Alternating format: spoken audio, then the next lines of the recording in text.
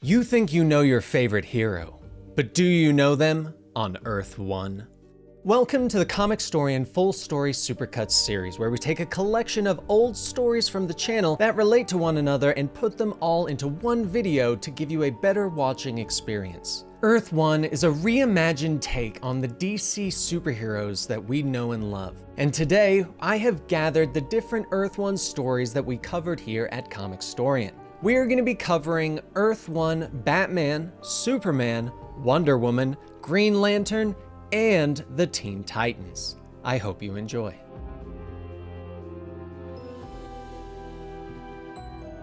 Along the Gotham rooftops, a man runs, trying to get away from a dark shadow that's chasing him. Batman stands and grabs his grappling hook and he takes aim and then he fires. But instead of launching the anchor, the spool breaks and entangles, making the tool useless. The man continues to try and escape, jumping off another roof, and Bruce quickly chases after him. Except when Bruce leaps, he falls short and he tumbles all the way to the ground. He lays on a pile of garbage and he quietly says, "Ow," and he hears another call for help. He gets up to see a pair of robbers fleeing from a restaurant, but rather than being helpful, he turns and he walks away. When Bruce turns the corner to an alleyway, a drifter looks up at him and tells them, "Please, don't hurt me. I was just trying to keep warm." He looks at the woman and then he hands her some money and then he drives off without saying a word. What led Bruce to becoming the Caped Crusader, failing horribly on his first night out? Long ago at the Wayne Mansion, Alfred Pennyworth visited Thomas Wayne during his campaign at becoming the mayor of Gotham. As Alfred knocks on the wooden doors, a butler opens up and says that they've been expecting him. And seconds later, Thomas himself runs up telling him that he can't believe he's actually here. Thomas hands Alfred's bags to the butler, and Alfred looks around telling him that it looks like the medical tech business is really paying for itself, huh? Thomas laughs, telling him actually it was Martha's great-grandfather who built this place. The two walk into the main room while everyone celebrates, and Alfred says that he's read up on the opposing candidate. He's a real questionable character, but it looks like he doesn't have a chance. Thomas tells him the party is a little premature. The election isn't for a few more days, and that's when Martha comes in telling them that they just need to enjoy the moment while they can. Thomas then tells Alfred that he would like to introduce his campaign manager and his wife. Alfred stops himself, telling him that he's an advocate for the rights of the mentally ill. She's just as famous as Thomas Wayne. Martha shakes Alfred's hand, saying that after all of these years, she gets to meet the man who saved her husband's life. And Alfred says, well, he was also the one who helped him walk again. Martha then says that he needs to meet their son, Bruce, and she shouts across the room for her boy to come over. As Martha goes off looking, Alfred tells Thomas that he knows why he was called here. With all of the death threats, he needed someone that he could trust because there could be someone close to making them. Thomas says once he's elected, they'll get to work, but for tonight, he just wants to be a father. Bruce then runs over shouting, "Come on, we have to hurry or we're gonna miss the movie." Alfred tells Thomas to hang on. He shouldn't go out like this. Let him come along and be the bodyguard. But Thomas stops him and tells him that they go out every week as a family and that will not change. All he wants is to make sure that Bruce grows up to have a normal life. Alfred throws his arms out, telling him that this is nowhere near normal. This mansion, butlers and cooks,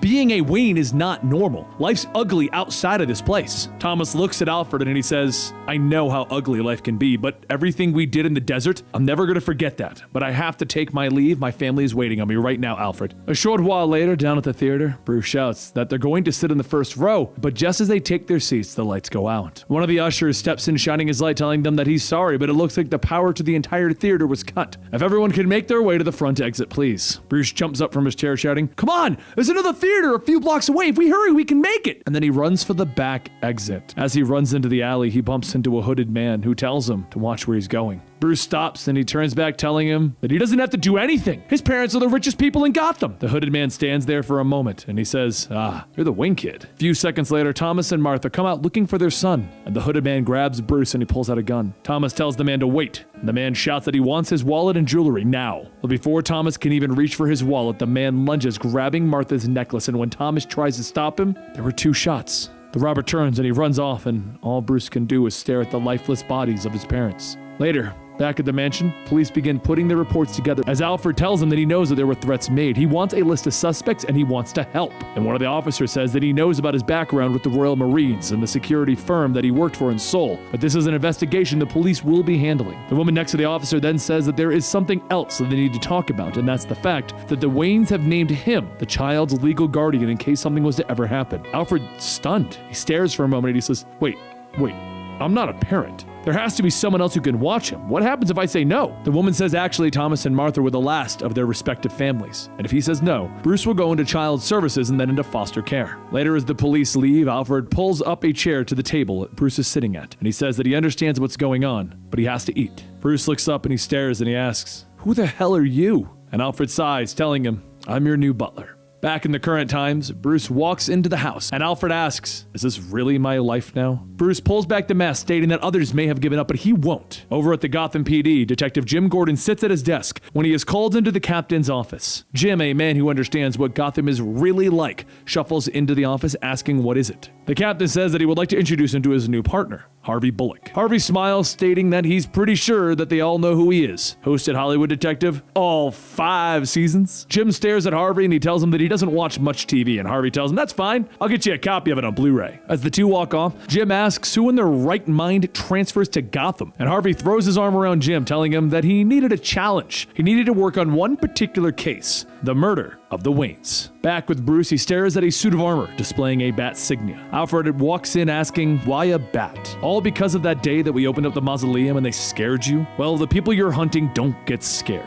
Bruce looks back and he tells him, "Everyone gets scared, Alfred." And Alfred looks at him, "I've taught you how to protect yourself, and even more, now it's time for me to leave. I didn't teach you how to fight so that you can go on some insane crusade." Bruce shouts, "I'm not crazy. The mayor had both of my parents killed because my father would have taken the polls." Alfred angrily tells him that he bloody knows what happened. And Bruce then asks, "What do you know about the man that I was chasing? Jacob Weaver. The man you were chasing tonight used to be a cop. He was one of the first ones in the scene at the night of the murder. He then quit the force and started to work for the mayor a week after. Jacob has something, the lighter that he gave his father for Christmas before he died." Alfred stands for a moment and then he takes his cane, hitting the broken grappling hook, telling him, "Fine, but we need guns." And Bruce quickly tells him, "No guns." Alfred goes on telling him that these kind of people you're looking for are corrupt. Gadgets are not going to scare them or work. And Bruce looks off and says, "Maybe I'll find someone who can make them work." Later, at the Wayne Medical Group building, he finds someone who can help, Mr. Lucius Fox. Bruce tells Lucius that he understands that he is the lead designer on the neuroprosthetics processor, and he was hoping that he could get some help on something else. Bruce hands over the broken grappling hook, telling him that he wants to keep this between them. Lucius tells him that he works in the medical technology, and yes, he can fix this. Also, there aren't any mountains in Gotham for you to climb, Mr. Wayne. Why do you need a grappling hook? Bruce takes out his umbrella and he walks out, telling him, "Sure there are." The next day out on the streets, Jim and Harvey make their way to the security detail for the mayor when Harvey spots a man beating another man on the sidewalk. Harvey tells Jim to stop the car, but Jim tells him it's not their business. Besides, they're already late. As the light turns red, Harvey jumps out of the car and he runs to the larger man, telling him that he would like him to put his hands into the air. The man turns back swinging and Harvey ducks the hit and then lands a punch in the man's gut. Harvey calls to Jim, telling him to bring the cuffs over, and Jim runs over telling Harvey to let the man go. Harvey asks, "What, is this guy an informant or something?" And Jim turns to the man, telling him, "Hey, I'm sorry, Axe, this guy's new." Axe fixes his jacket and says, "Yeah, well, you better teach the new guy quick before any accidents happen. That punk you just let go owed me some money, and now you owe me some money, Gordon." As Axe walks off, Harvey asks, "What the hell was that?" And Jim shouts for him to get back in the damn car. "This place has rules we follow, and once you learn that, you'll head back to Los Angeles, so don't judge me." Later that night, Bruce sits in the back of his car, looking at the new and improved grappling hook, stating that he actually fixed it. Alfred says that he needs to be careful. Everyone is going to want a piece of Bruce Wayne since he hasn't been a public figure in a long time. As Alfred pulls up to the mayor's party, Oswald tells Bruce that it was a pleasure to meet him. "Mayor Oswald Cobblepot at your service." Inside, Jim and Harvey keep watch while Harvey enjoys the other views of the party when Jim spots him. Harvey notices Jim looking off and he says, "Wow, Bruce Wayne is really here." Harvey puts on a smile stating, "It's showtime," and he makes his way through the crowds to Bruce, telling him his name, and he says that he's working on his parents' case and would love to talk to him about it. Bruce looks at him and he says, "You're the police officer from the TV." And Harvey's smile grows bigger. "Yes, Hollywood Detectives, no crime is unsolvable." Bruce tells him, "Right, that show just got canceled, didn't it?" And he walks off. As Bruce leaves, Harvey under his breath simply says, "Jerk." However, for Bruce, he isn't here to enjoy the party. He's here looking for Jacob Weaver, and he spots him leaving for the roof. Once on the roof, Jacob lights up his cigarette with Thomas's lighter, and that's when Batman quickly slams him into a wall, grabbing the lighter, asking, "Where did you get this?" Before Jacob can answer, Batman is struck in the back of the head with a brick, and Jacob laughs. Haha, I'm not the only one up here for a smoke. As the men surround Bruce, one radios in that they have some trouble on the roof. Some guy in a bat costume. Batman tries to fight off the attacks as Jim and the other officers make their way up there, and Bruce lunges, hitting the first person that he can, which is Jim Gordon. He scoops out the lighter, and the other officers begin to fire their guns, and one grazes Bruce's head. He tries to catch himself, but as he stumbles over the ledge, he lets go of the lighter in the process, and with no other choice than to test the untested grappling hook, he fires it. The anchor hits into the building, and then he swings himself, crashing through the party. Everyone turns to see what's going on, and then he lands right on top of one of the dinner tables. The officers run back in and yell for this Batman to freeze, and without even saying anything, he throws 2 smoke bombs down and makes a break for the kitchen. Outside, Alfred watches Batman jump through a window, and he runs over to help him into the car. As Bruce's vision is fading, he remembers back to when he was younger, and him and his mother walked by their old house. He looked up at the old rundown home, and he asked, why is the dirt red? Is it blood? And she told him no, it's rust. He just needs to promise her something. Bad things happened in that place, and promise her that he will never go inside. He thought back to the stories of how Martha's mother killed her father and then jumped off the roof, killing herself. And he says that he promises. But then the name Batman rings out as Bruce wakes up in his bed to a news report about a lunatic who crashed the mayor's party. Not only is Bruce watching, but so is Oswald Cobblepot. And he asks Jacob, why would somebody want you? Jacob nervously says, I don't know, that guy's just crazy. Who knows what he wanted? Oswald tells him, get out. And as he does, he tells another man, I have enough problems with the dents digging around. Call in the birthday boy to fix this. Back with Bruce, he gets up to grab something to eat when he notices the lighter that Jacob had taken sitting on the countertop. He looks at it, and Alfred walks in telling him that that could have gone better. The whole thing was supposed to be done quietly. Now everyone knows that he's out there. Bruce holds up the lighter and he asks, how did he get this? And Alfred says that he dropped it in the alley, but he needs to stop this. He's not ready for this. Bruce looks at him and he says, yes he is. And Alfred slaps him to the ground. Bruce gets up and he tells Alfred, don't do this. And Alfred eggs him on, asking, or what? Show me I'm wrong. Show me that you're not just some entitled brat who isn't even close to ready. Bruce tackles Alfred into a wall, and Alfred elbows, hitting Bruce, telling him, you've never seen war. And then he cracks his cane across his face. Bruce grabs Alfred's arm and he throws him into the grandfather clock, and as he continues to attack him, Alfred dodges, telling him, emotional, sloppy, soft. He then continues to beat on Bruce, shouting, you can't do it. You aren't even willing to sink down to Gotham's level. But just then, Bruce kicks Alfred's prosthetic leg, breaking it at the knee. Alfred slams to the ground, and Bruce gets up, getting ready to say he's sorry, but then he stops himself and he says, I will do everything that I have to. I will do it myself. He walks out of the room, and Alfred laughs, telling him, ha ha ha, bloody hell, maybe you are ready. Meanwhile, back with Jacob, he puts the key into the lock of his apartment, and the door swings open on its own. Inside on the table is a cake that reads, happy birthday, Jacob, and a voice telling him, make a wish. Jacob turns around to see a large man standing in the shadows, going on, telling him, but you can't tell anyone though. And he pulls out a knife. Back at Gotham PD, Harvey makes his way down to the cold case room, and he tells the workers that he needs to get some files on Thomas and Martha Wayne. The worker says, right, you're not even fully registered yet. Check back in another day. Harvey rubs his head, telling him, oh no, my partner James Gordon is going to yell at me again. The worker stares at him for a moment, and then he slides out the sign-up sheet, telling him, just use Jim's name and get it over with. However, as the request is put in, another worker sees the files have been taken, and he calls one of Oswald Cobblepot's assistants, telling him, yeah, someone's snooping around again. Someone named James Gordon. Later, over at Jim's house, Gordon gets ready for dinner for him and Barbara when there's a knock at the door. He opens it up, and Harvey lets himself in, telling him that he found out some stuff. Jacob Weaver was one of the first people on the scene of the Wayne's murders, and now he's dead. Jim stares at him, telling him, just get the hell out already. And then the phone rings with Barbara's mother on the other side. He picks it up, and on the other line, Axe tells him, whatever happens to your daughter is up to you. You might want to put those cold case files back where you found them. As Jim looks over, he sees the case files that Harvey is holding, and he grabs him, shouting, you stupid bastard! You checked those out under my name? They have Barbara! Harvey asks, who? And Jim shouts, the real Gotham! The people who control this city! The same people who killed my wife! Jim then says, let's go! Look, I used to be like you. I took on anything and everything, and then my wife died by an accident. All I have left is Barbara, and I can't lose her. Harvey looks at the bat that was knocked over, and he picks it up, asking, do you know what corner Axe works on? We should go see if he likes baseball. Out on the streets, Axe calls up a couple of passing girls when he's suddenly cracked in the back of the head with a bat. He looks up and he sees Jim, and he asks, what's this supposed to be? Good cop, bad cop? And Harvey smiles, telling him, come on, this is Gotham City. It's bad cop, bad cop. Over at Jacob's apartment, Bruce begins to go over the crime scene when he notices the red dust on the ground. He looks at it and he notices that it is rust, the same type of rust from Arkham. He heads over to the old asylum to find it still locked, and then he hears somebody call for help. Inside, Barbara is sitting in a children's room screaming for help, trying to wiggle out of her bindings. The door begins to creak open, and Barbara tries again, falling out of her chair. The birthday boy walks in holding a cake, telling Barbara, "Make a wish." Shortly after Bruce makes his way in, Jim and Harvey arrive with their lead, Axe. And when they get inside, Jim quickly notices someone behind him, and he sees Batman. He points his gun at him, shouting,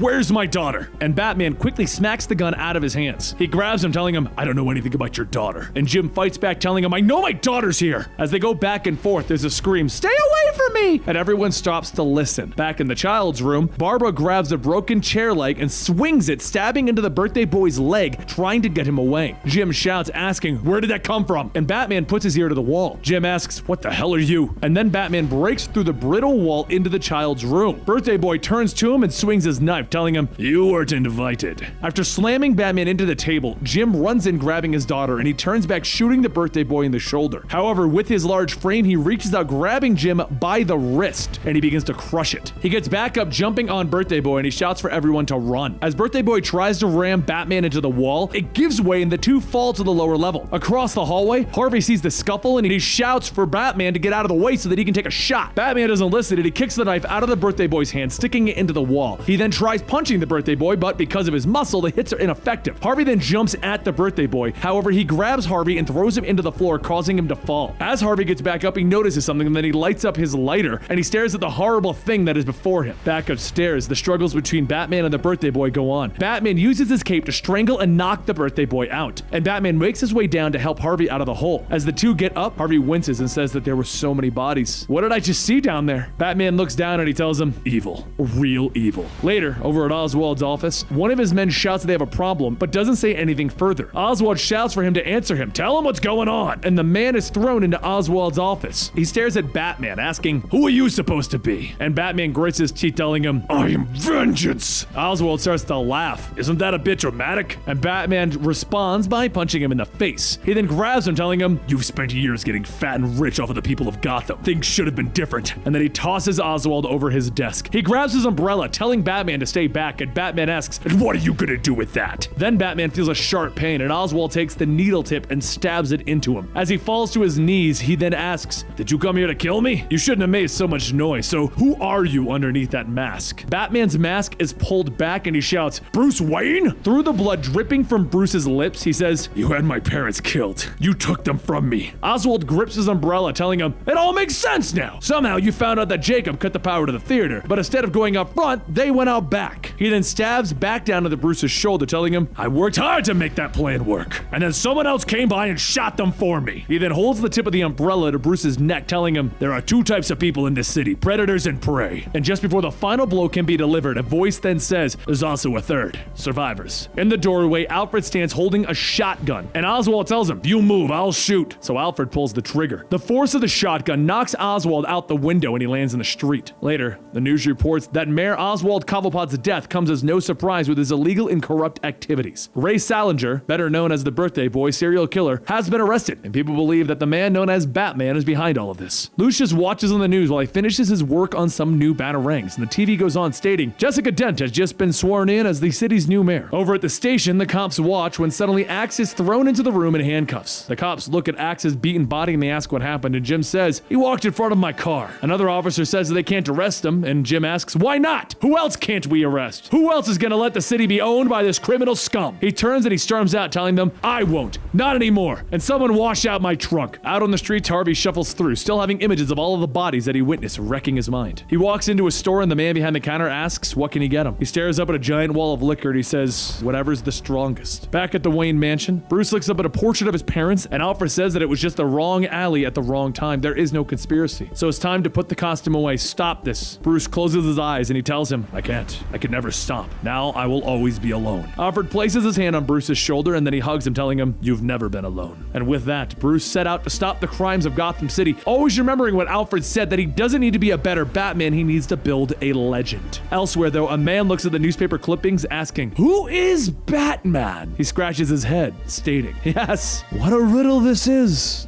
It was finally the end of the day for the 9 to 5 working class in Gotham City. It was time to go home. As a group of people get into the elevator to head up to their apartments, they notice the elevator has not stopped on any of the requested floors. The elevator continues to raise all the way up to the penthouse, and then it stops. One of the men tries to pry open the door, and he says that they are going to have to hit the help button. However, a voice on the intercom tells him that there's no need. The man spins back, stating that there's something wrong with the elevator, and the voice tells him he knows. And one of two things is going to happen, so listen carefully. There was a man who lived on the 13th floor of this building, but every morning he would press the ground floor to go to work. When he got home, he would press the 12th floor, get out, and walk the rest of the way. Why? The man yells at the intercom, stating, "Quit goofing around! Open the damn doors and let us out!" And the voice says, "If you guess correctly, the doors will open. Answer incorrectly, and you'll fall 44 floors." Everyone inside begins to panic, and while some try to pry open the doors, the voice says, "Not even a guess?" And one of the women asks, "Was the elevator broken?" And the voice says, "What kind of riddle would that be?" The answer is that he wasn't tall enough to hit the 13th button. And just then an explosion goes off, destroying the elevator cables, and the elevator goes crashing back down to the ground floor. Gotham used to be a place where people kept their mouths shut. The cops looked the other way. The city belongs to the criminals. That was until he showed up.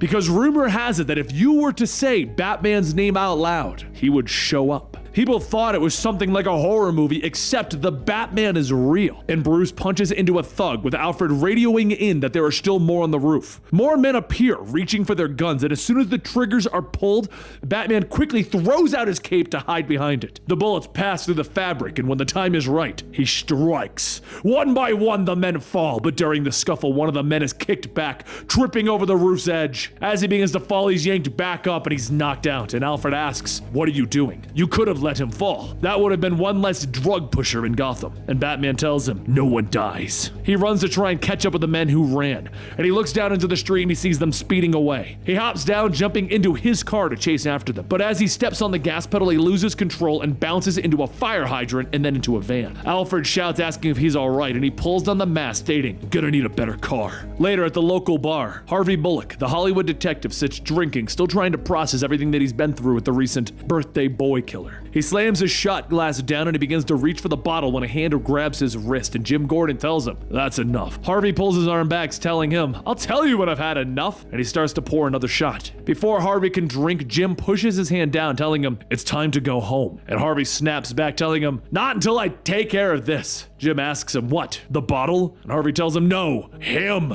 and he points at the man behind him. Harvey says, "That guy at the pool table is Damon Druce. Druce is one of Cobblepot's enforcers. Broke a lot of bones." And Jim says, "Yeah, I made a deal with Dent. We can't touch him or get involved now." Harvey grinds his teeth, telling him, "Last night, Druce beat up his girlfriend when she tried to leave him. He even hit her kid, too. And when she called it in, the captain told him, 'Hands off. No one is going to do anything to help that woman and her kid. The child is only 12, Jim. But this son of a bitch gets a pass? No. No way. It ain't right." Harvey gets up from his stool and he yells to Damon, asking, "You like beating up on women and kids? How about you try that on me?" As he finishes, Damon punches him in the face, telling him, "You're gonna sound pretty funny with a broken nose." Before Damon can hit him again, Jim charges in, punching him back, and soon a full bar fight breaks out. Once that fight is over, Jim tightens the cuffs on the men and tells Harvey, "Next time you're walking away. It's time for you to go home. Now." Harvey yells, telling him, "I'm staying right here. When I'm off duty, I'm off duty. What I do with my nights doesn't concern you." Jim asks, "Nights?"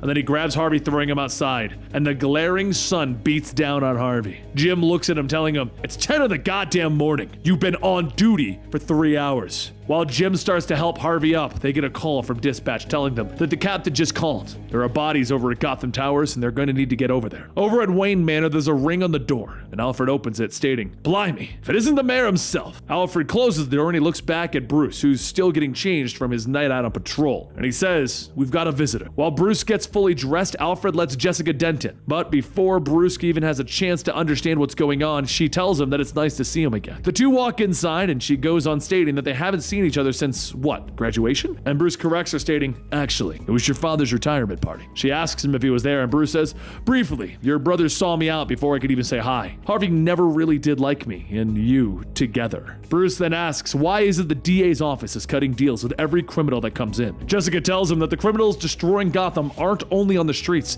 they're also looking down on the city from above, which is why she's here. And what she's going to tell him could very well get her and her brother killed. They have evidence that Cobblepot's criminal operations have been taken over by a group of 5 city officials. Cobblepot's empire is still active because of them. That is why there are deals being made, and we need to find out who those people are. But there are only 2 people that I can trust right now, and that's my brother and you. Bruce asks, why? We haven't spoken in years. And Jessica tells him, because of our history. You're renowned for your self-removal from the rest of Gotham. You need to come out to the rest of the world. Gotham needs a symbol of hope. Bruce waits for a moment and then he asks, isn't that what the Batman's for? To be a symbol of hope? And Jessica turns away stating, most people are afraid of him. What they need is someone who will inspire the city, not scare them. And I would like you to get out of here, roll up your sleeves and do what your mother and father did. Help my fight in turning Gotham into the city that your parents wanted it to be. If you really want to honor their memory, please help. Bruce doesn't answer, and when Jessica grabs his hand, he says, no, I can't put myself out there like that. If you need money, I can write a check, whatever the price is. Jessica says that it's not money that's going to save Gotham, it's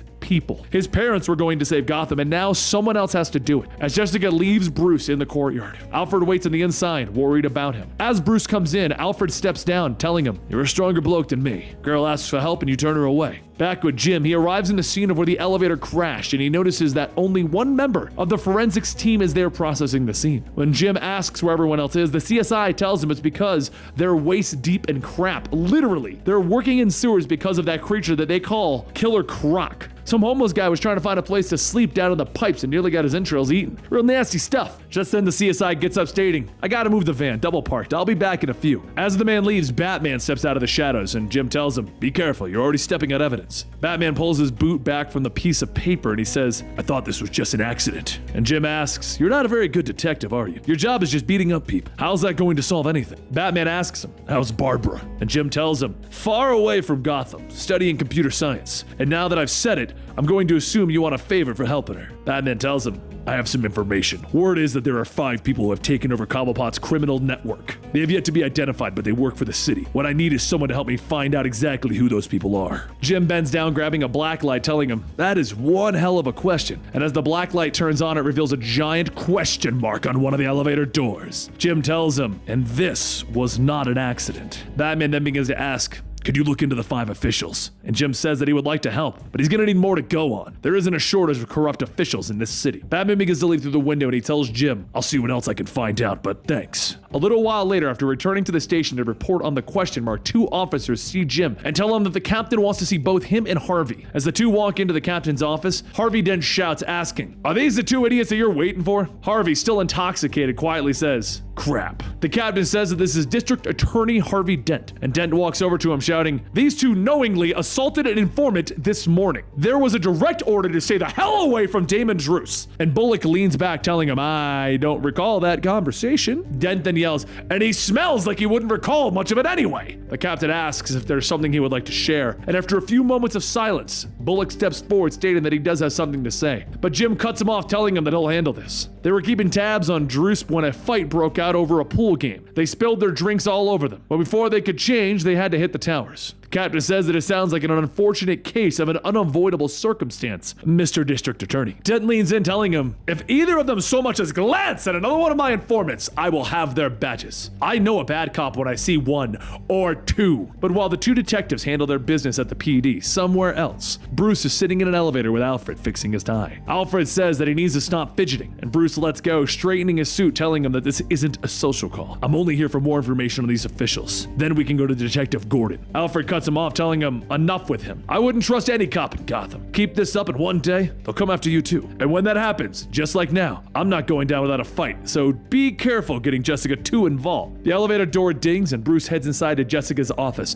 and immediately tells her that he has some questions for her. Does she have any more leads pointing towards who these 5 people are? Because if he's going to be putting the Wayne Enterprises name out there, he needs to know that his men are not involved. She says that there is no one at Wayne Enterprises, and Bruce says, how can she be so sure? At that moment, she calls into the next room, telling Harvey Dent to come in. Dent steps through the door and the 2 men greet each other, and Bruce remembers back a long time ago when he told him to stay away from Jessica. Dent tells him that Jessica and himself are outing everything on the line talking to him. She trusts him, but that means that he's going to have to as well, so look at this. He holds out a tablet showing a map, and Bruce asks, "What is this?" Harvey explains that the reason that he has so many criminals talking is that he's been connecting the dots. Every time that he makes a deal, the web fills out, showing 5 groups around the city: the police station, the housing commission, the public works, the city council, and the state court. People they see every day. This is bad. Just then, the secretary runs into the office stating that there's been an explosion at the Museum of Art. Everyone in the city rushes to the museum, and as Jim looks up at the burning building, he sees a flaming question mark. He runs over to the captain stating that he knows who did this. That question mark, it was the one at the towers. There was a destroyed short-range radio that the killer was using. The captain says that he can explain this later. Right now, go take a team and fan out. Jessica looks around asking, where did Bruce go? And Alfred tells her that Bruce said he had to leave. Harvey looks back at Jessica and says, I know you want to believe in Bruce, but you can't count on him. He runs to the first sign of trouble. Alfred radios to Bruce asking where he's at, and Bruce tells him, up on the rooftop, suited up. Jim was right, the killer is close by. He begins to scan the rooftops looking for something, and then he spots him. The man looks towards Batman and he begins to run. So Batman radios that he's going after him. He jumps onto the roof where the man is running and he throws a batarang, slightly missing and hitting the door frame. The man then makes his way to the stairs, but as Batman jumps down to the stairway, he sees a small radio. He grabs it and begins to inspect it, and then through the shadows of the window, he sees something looming over him, and then he's hit with a shovel. He's knocked out the window and down onto the lower balcony, where he passes out from the fall. A short while later, Bruce opened up his eyes to find himself in a bed and his mask still on and his wounds have been tended to. He looks around panicking, asking, what happened? And the woman steps into the room telling him that he fell onto her balcony and she can't believe, but it's really the Batman. Bruce asks who she is and the woman tells him to keep it down. She has a 6-year-old son sleeping in the next room. He begins to lean up and the woman says that she figured that he wouldn't have wanted her to call 911. So she did what she could. Batman gets up getting dressed and he takes the batarang that the woman was looking at, telling her that he's sorry for crashing in, but here's some money for the smashed pots. He'll send flowers later. Back over at Jessica's office, Harvey says that he knew that he couldn't trust Bruce. He's got Arkham blood in his veins. He was creepy when they were kids and he's creepy now. As Jessica starts to defend Bruce, there's a knock at the door and Jessica's secretary comes in with a box with a question mark on it, stating that it has just been dropped off. Later that night, as the rain begins to pick up, there's a ring at the door of Wayne Manor. The bell is rung several times and Alfred walks over telling whoever it is to hold on. He's coming. As he opens up the door, Jessica is standing there asking if Bruce is home. She needs to talk to him. It's very important. Meanwhile, down in the sewers, he's searching for the tunnels as this was the last location where he saw the man that was running before. A creature then grabs onto him and throws him against a wall and begins to move in for strikes. Using his cape, Batman shifts behind the creature and starts to smother the creature until it manages to bite through the cape. With a quick punch back, the creature punches into Batman, and Batman continues to try and fight it. The creature's thick scales protect it from any of his normal punches. And as he's knocked down once more, he pulls out a taser, firing the throngs into the creature's cheek and electrocuting him. As Batman then rushes in to kick him, the creature grabs him by the neck, shouting, "Stop and leave me alone." The creature lets go and says, "Please, whoever you are, just leave me alone." Batman looks at the creature and tells him that he was trying to eat him, and the creature says that he doesn't eat people. He's a person. Gotham Knights come down here to either shoot or stab me. Just go away. Batman grabs the glow stick to get a better look, and he says that he's not down here looking for him. There was another person, but what is your name? The creature tells him that he is Waylon Jones, and he has a skin condition that, well, makes him look like this, like a croc. His mother gave him to a doctor to be looked after, and Dr. Haley filed his teeth to make him look more like a reptile boy and sell him off. So please, stop staring. This is the only place that I can hide from people who want to put me in a circus. Batman then asks if he's been living here as he's seen a man that's come by. Wayland says that there was a man that he has seen in a green coat, and he can show him where he's been, but there's one question he has to ask. He looks at Batman's suit and he asks, "What the hell are you wearing?" As Wayland guides Batman through the tunnels, Batman explains what he's been doing, and he offers Wayland the help of the doctors on the surface. Wayland tells him no, he would much rather just stay down here. There's no point in going back up. Happy hunting, Batman. As Batman walks up to the door that Wayland led him to, he opens up his belt, pulling out a set of tools to pick the lock. He begins to try and open it, and after a few moments of not succeeding, he tosses the picks and says, "Screw this." With one mighty kick, he throws the door open,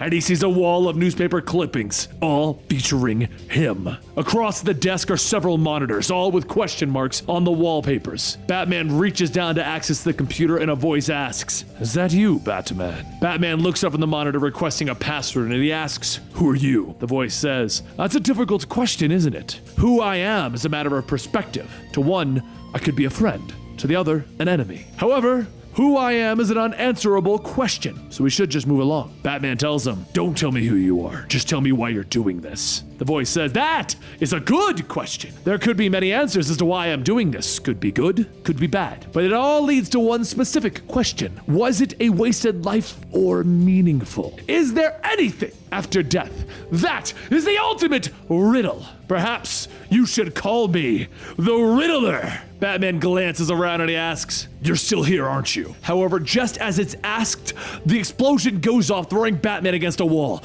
He gets up looking at the radio on the ground, and the Riddler tells him, that should have been the first question you asked. As Batman reaches down to grab the radio, the Riddler tells him, how about you play this time? Currently, there's an explosive rigged to a first-class car of the Gotham L train with enough power to kill everyone on board. If my question isn't answered correctly, the explosion will go off. Now take the radio and follow my directions. Run, Batman, run! Batman runs out of the room and down into the sewers into the subway tunnels. But just before falling onto the tracks, he stops. Down the tunnel, the subway makes its way, and the Riddler tells him, wait for it, jump! Batman leaps onto the passing train, tumbling onto the roof, barely grabbing onto the side, and the Riddler begins with this question.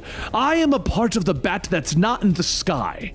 I can swim in a lake in the moonlight, and yet I am dry. What am I? The train shifts, throwing Batman off his balance, and he retains his posture. And he says, I know what that is. A shadow. In another location close by, the Riddler frowns, and Batman asks, did you hear me? Then the explosions are set off, and Batman is thrown from the roof down onto the nearby tracks. Before he has a chance to get up, the rest of the train explodes, and all Batman can do is watch. Later, as medical and police arrive, Jim starts to make his way down when Batman calls out to him. Jim looks down an alley and he steps out, telling him, this isn't a game to him. It never was. He called himself the Riddler, and even with the correct answer, he blew it up. There were families on that train, kids. He murdered kids. Jim follows Batman back into the shadows, and he pulls out a small stack of papers, stating that the safe house has been rigged to explode.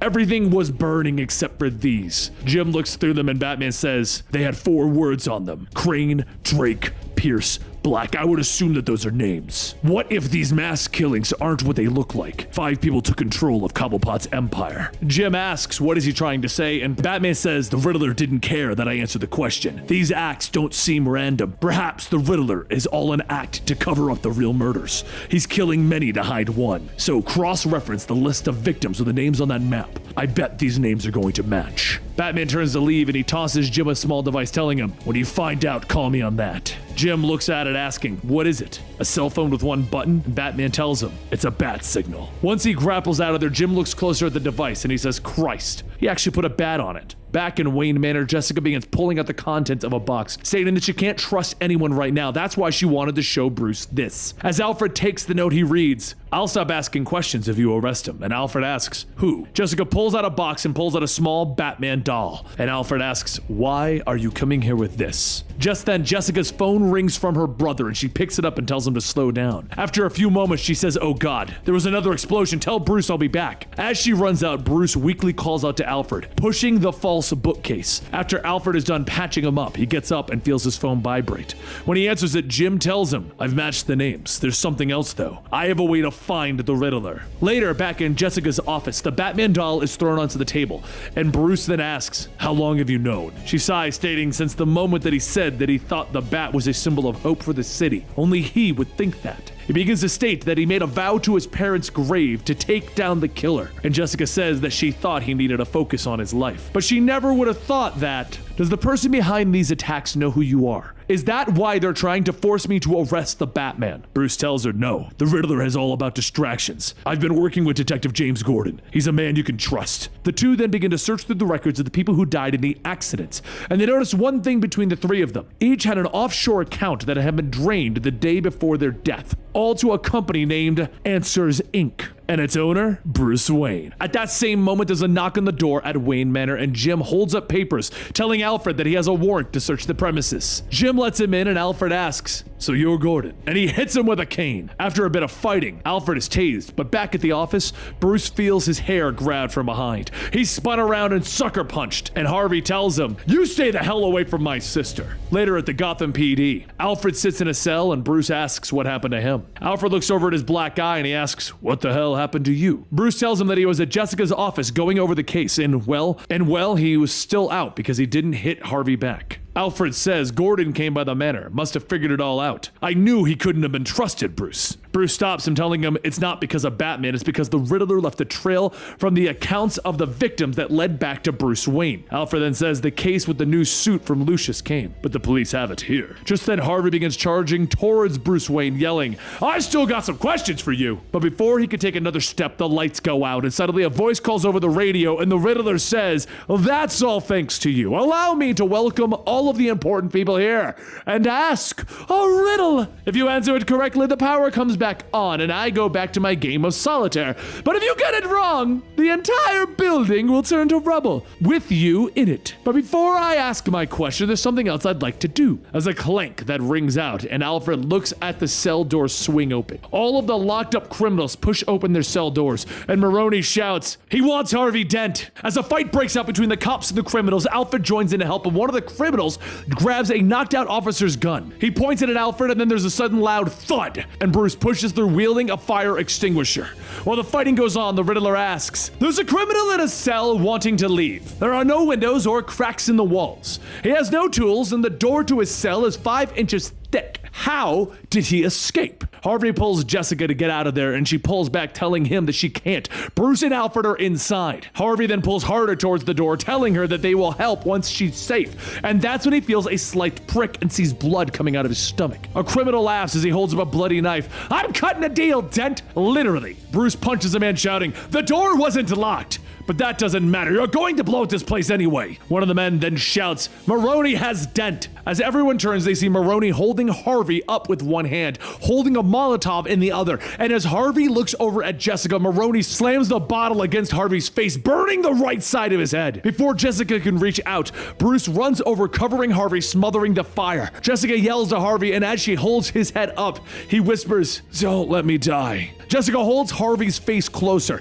pressing her face against the burned flesh. Bruce then grabs Jessica, telling her that they need to go, and she turns back, shouting that her brother is dead before passing out. Bruce takes Jessica, jumping out the window while the Riddler continues his countdown, and that's when Bruce sees 2 laundry trucks in the parking lot. As an officer comes over to Jessica, Bruce runs over to the truck, swinging open the back door, and the Riddler says, "Oh, you got me." Almost. Bruce looks and sees the van is packed with explosives, and then the Riddler backs up into the second van. He begins to laugh. "Ha ha ha! This has been fun, but soon every person who knows about me will be dead." The Riddler speeds off with Bruce jumping into the van and hot wiring it, but just before the Riddler could push the button, Bruce radios to him. He says that he has a riddle. There are 2 cars that can leave the GCPD 5 seconds apart, traveling 60 miles an hour. The one in front is a trigger to the bomb in the second. The cars are within a half a block of each other. What happens to both cars when the trigger is flipped? Riddler looks in the rear view to see Bruce behind him. He steps on the gas, saying, "Getting ahead by 1 city block is the answer." The 2 race through the city streets, but eventually Bruce slams into the side of the Riddler's van. The Riddler's van flips into the subway below and Bruce jumps down, with the Riddler jumping from the van, firing his guns. He shouts, asking, "Who are you?" And Bruce punches him, telling him, "You'll never know.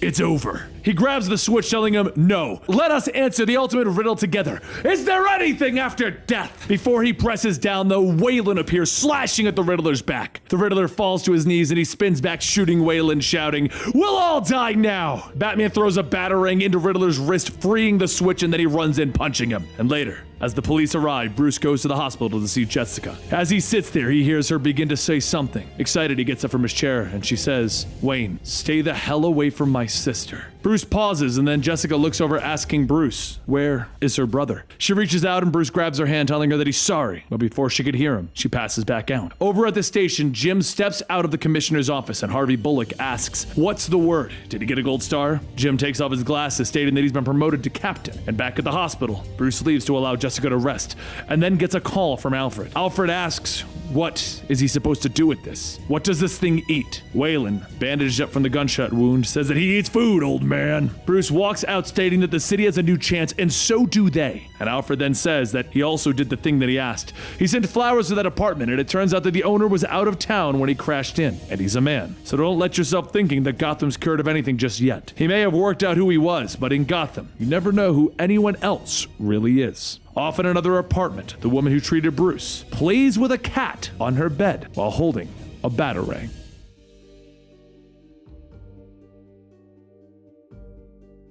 A story begins with young Clark Kent boarding a train to the big city of Metropolis. In the back of his head, he thinks about his mother, Martha, asking, why not just fly there? As Clark steps out into the city, he thinks, because this is different. This is more real. After getting unpacked at a hotel, he decides to take in some of the sights while they walk through downtown. Even in the big, bright city, there are still some dark people within it. As he turns down an alleyway, a man with a gun appears, telling him to hand over his wallet, watch, and phone. His eyes begin to glow red. He can fix this right now. He can end this. And he tells the man that he should put the gun down and just walk away. The man laughs. Ooh, scary contacts. Big freaking deal. No sooner does the man say that, but Clark fires a blast, knocking the man down. And then he vanishes. Clark knew that he was different, and all he wanted was to just fit in, lead a normal life. He tried out for the local football team, and even there, he was still better than everyone else on the team. The largest man on defense stood in front of him, and Clark just ran right through him. But still, there was something missing. So the next day, Clark stopped by the Neodyne Industries looking for a job. The recruiter told Clark that they're not hiring any interns or trainees at the moment, so Clark stops him, telling him, actually, he's applying for applied research and development. The recruiter says that their company only hires the top 5 PhD graduates from Harvard, Yale, and Princeton. The men behind the glass are the highest paid researchers on the planet, and Clark asks, what are they working on now? The recruiter tells him that they just spent the last decade coming up with a way to derive electricity directly from salt water, and there are only 2 equations from figuring that out. Clark looks into the lab and he asks how long they've been working on those 2 equations, and the recruiter says about 3 years. The gaps are noted on the big screen out there. He then takes out a notepad and begins to write a formula. He then tells the recruiter to hand this over to the researchers. The recruiter takes the paper, telling him that he's not sure what this is supposed to mean, and Clark tells him just do it. A few seconds later, inside of the lab, the recruiter and the researchers begin to talk, and then they stop. And then the researchers jump up, giving each other a high five. The recruiter comes back, telling Clark not to leave. Whatever he does, don't move from that spot. And as night falls, Clark sits in his bed on the phone as Martha asks how the job search is going. He tells her really well. He barely got started and he already has some great prospects. One of them is enough to take care of them for the rest of their lives. Martha says that she doesn't need much. She's got her house, her retirement, the memories of Jonathan and him. So there isn't much that she could even need. Martha goes on telling him it's nice to bring up a son who just wants to give back. But the real question for her son is that what you want to do? So trust her when she says that anything that he decides, as long as he's making himself happy. The next day, Clark floated around thinking of what and where he could go. There are so many options for someone like him. And as he passes a coin newspaper machine, he sees one labeled the Daily Planet, and he drops his coins in. A short while later, at the Daily Planet, the editor-in-chief Perry White looks over Clark's resume. However, before he could fully read it, the reporter Lois Lane walks up to Perry asking, why did he cut her 3rd paragraph on City Hall? Perry tells her that the first reason was that it was redundant, and Lois says that was her favorite paragraph. And Perry says, well, thank you for giving him a reason number 2. As Lois goes on, Perry calls out the photojournalist Jimmy Olsen, asking what happened to the pictures that he was supposed to upload a half an hour ago. Jimmy says that he did, but the server kind of choked on the files as he was sending them again. Once everyone finishes their business with Perry, he turns to Clark, telling him, look, you seem like a decent guy. However, the planet isn't what it used to be. The other players are kicking our butts. Ad revenue is down. Circulation is down. Hell, we might not even be here in a year. If you really want to work here, I'm going to need you to prove that you're worthy of the planet. So take an application and maybe we'll see each other again. As Clark gets out of the building, he looks down at the application and he crumples it, tossing it into the trash. He looks into the sky and suddenly he begins to float up, flying towards space. He looks down on this planet, thinking that back when he was a child, he asked the big question. Who is he? What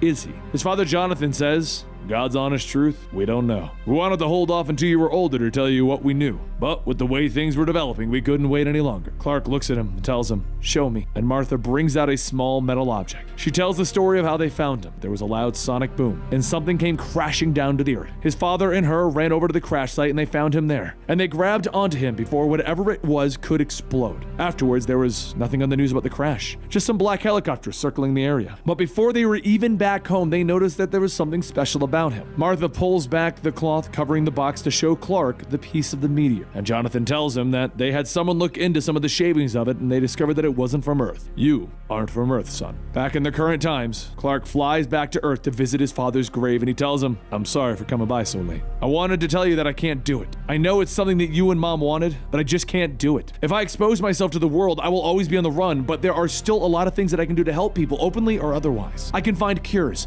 expose corruption, give the average guy a leg up in the world. Those things can still mean something, and I won't disappoint you. As the sun comes up, Clark says that it looks like it's going to be another beautiful day. He wishes he could see it, but they'll talk again. Meanwhile, over at the 2nd Army Advanced Technology Division, Major Sandra Lee heads into work on their biggest project yet, figuring out what the hell it is that they're putting together. Unbeknownst to them, however, is the ship that Clark crash-landed in. Back with Clark, he walks over to the hotel and he sees fire trucks speeding by. He looks up and he sees a fire, and that fire is his room. He rushes past the police and the firefighters into it to grab what he can, which is his costume that his mother had sewn for him, and a piece of the ship debris. Clark speeds back out without being seen, and he floats in the sky looking at the piece of metal. The metal is giving off a weird kind of energy, and then it shocks Clark. He yells, ouch, and then says, so that's what pain is. And then he looks closer at the metal. As he looks, he sees something written on it, something written across the molecules that make up the metal. And then the piece gives him another shock, hitting Clark right in the head. As his body crashes into the ground, he clutches that piece of metal and that costume that his mother made for him. Over at the planet, Perry goes over some of the information with Lois and Jimmy when they start to hear tick,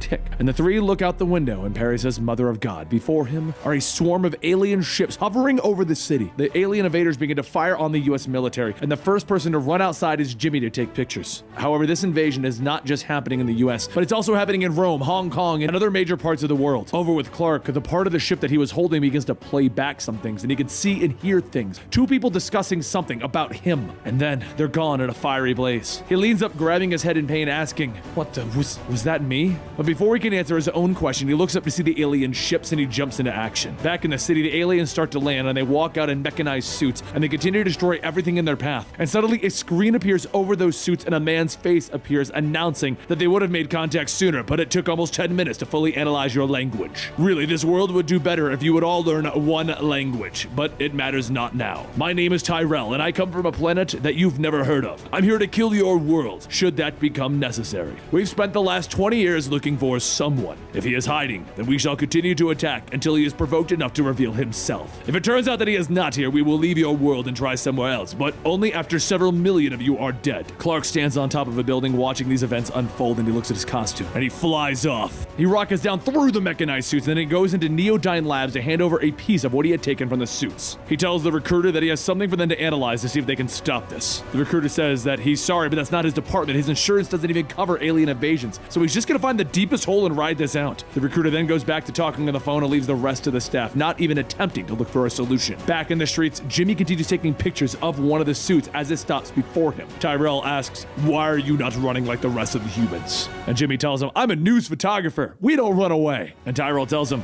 that is noble. Almost plausible if not for the many others who have fled. Clark watches the two of them interact, and just as Tyrell pulls back to attack the young boy, Clark jumps in and lands right on the suit. One by one, the suits are destroyed, and Tyrell says, finally, our target is found. Now step forth into the light. Clark flies back to the rooftop where he left his costume, and he thinks back to when Martha and John first gave it to him. Why is it so colorful? Martha says that she tried to dye it, but the material from the ship didn't change colors. It's really a good thing, though, because people will be focused on the colors and not his face. He then asks, well, why wouldn't I just wear a mask? And Martha says because people need to see how powerful he is. Wearing a mask would just terrify them. The mask is what he will wear the rest of the time. The room goes silent, and Clark looks at the costume again, and he asks, so what's with the S? Jonathan opens up a bottle of soda, and he says, because you're not just different. You're more powerful than any man in history. So unique in all of the world. Extraordinary. Not just any man. More than just a man. You are a Superman. So Clark put on the costume, and he floats above the city as Superman. Clark flies down to the ground, crushing the ground beneath his feet, and with one punch he takes out an entire group of mechanized suits. More alien ships appear, and they begin to fire as the jets pass by, and Clark leaps up, grabbing one of those ships and rips it in half. But before he can continue protecting everyone, Tyrell himself shows up, knocking Clark through a building. Clark catches himself, telling him that won't happen again, and he blasts back to the ground into Tyrell. While he gets a few punches in, Tyrell punches back into his throat, and then he slashes slashes into his neck. Tyrell tells Clark, I was hoping that you would have some idea of the troubles that you've caused, but I can see from the blank look in your eyes that you are blind to the truth, as all but a few of your ancestors were. The death of Krypton was not an accident.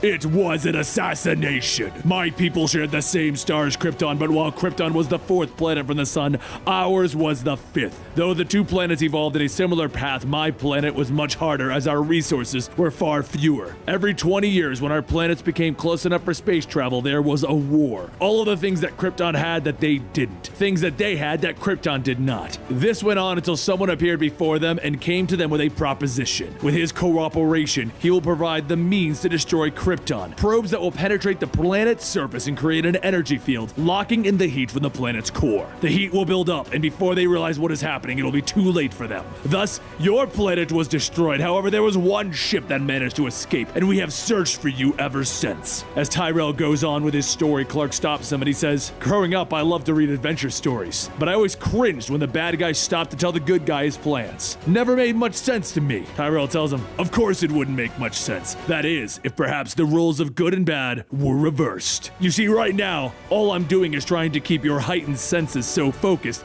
that you didn't notice anything else until it was too late to stop it. Clark looks back to see the massive drills all over the world getting ready to drill straight into the Earth's core. His eyes turn red and he shouts, pull them back! Pull them back now! Tyrell tells him, no, and do say hello to the light of your fathers. Suddenly, a red blast shoots down from Tyrell's ship into Clark, and he explains, we have acquired new abilities for the stars. With this red star light, there is nothing that you could do but feel hopeless and powerless. The pressure of the blast pins Clark to the ground, and watching from the outside is Jimmy. He hands his camera over to Lois, and he tries to crawl inside of the red light, but it pushes him to the ground as well. Lois helps Jimmy back out, and he says that there's nothing that they can do, and she looks at a cement truck and says, like hell there isn't. She hops into the truck and she begins to drive into that light. A chain is dangling from the back and Clark grabs onto it as Lois continues to drive, pulling him out of the light. Jimmy asks, did we get him? And Clark stands back up. So Lois tells him, yeah, we got him. With no words, Clark jumps into the skies to face Tyrell and the two forces collide, shattering the windows around them. But this time Clark doesn't let up his attacks. He punches into Tyrell and then he fires a heat blast straight into Tyrell's eyes. However, Clark begins to feel something calling to him. Back at the 2nd Army Advanced Technology Division, the scientists report that they've completed rebuilding the ship, but something is going on with it. The ship begins to turn on and then it rockets out of the facility into the sky. Tyrell grabs at his face shouting, making a stand against me will not stop the destruction of this world. Is there any final words to the billions who will die for sheltering you? Clark thinks on it and he says,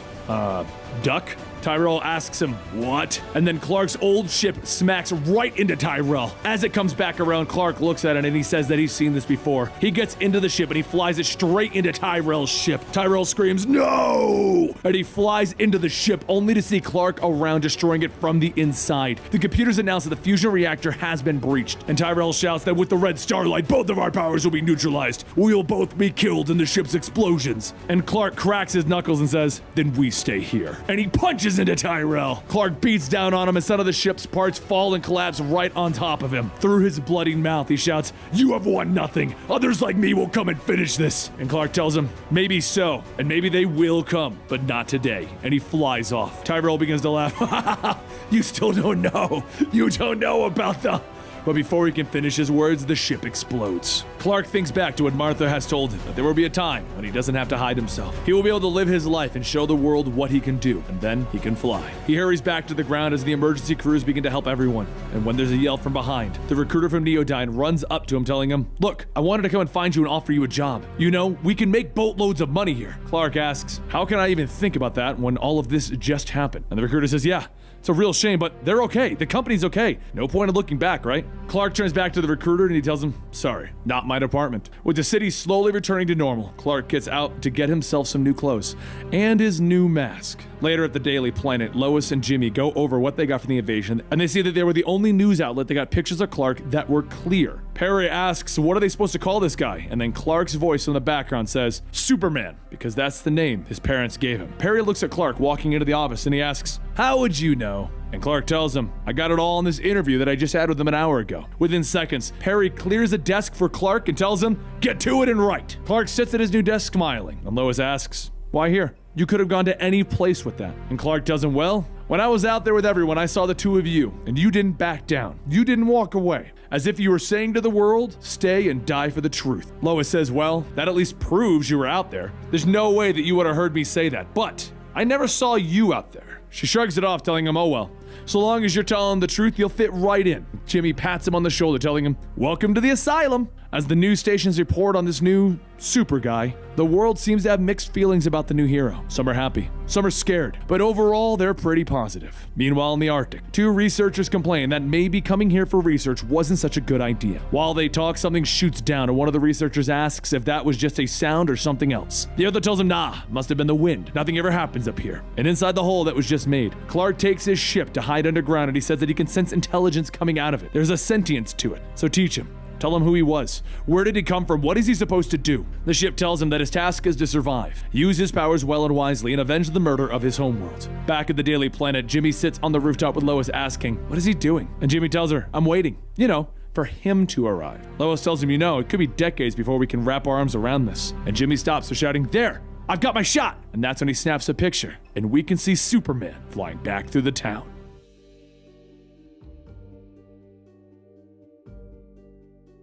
Long before the paradise island of Amazonia, the women of Greece lived lives subservient to men. The Amazons were forced to work as Hercules, the man god, made Queen Hippolyta kneel before him in the mud. Hippolyta prayed to Aphrodite to give her strength, and her call was answered. Aphrodite said that she must reclaim the stolen girdle, for it is what protects her from this mortal man god. In that brief moment of time, Hippolyta reached out and took what was hers, and then she submitted to Hercules. As Hercules felt her body, he tells her that the other Amazons will know that this is what Hercules has made of her. And she leans in and whispers to him, he has made her patient. With her chains, she wrapped them around the man-god's neck and strangled him until his body stopped moving. The men of Greece heard the struggle, and as Hippolyta puts on her girdle, she tells her sisters to spare none. The Amazons fought for their freedom that day, casting aside the shackles of man to be slaves no more. It was time for them to leave man's world, for them to live in a place of peace, a world that bears no mark of man. 3,000 years pass, and the paradise island Hippolyta sought to create thrives. However, this day, Queen Hippolyta holds trial for one of her own, her daughter, Diana. As the Amazons take Diana out, she is bound and chained, and told that she is under arrest by the queen,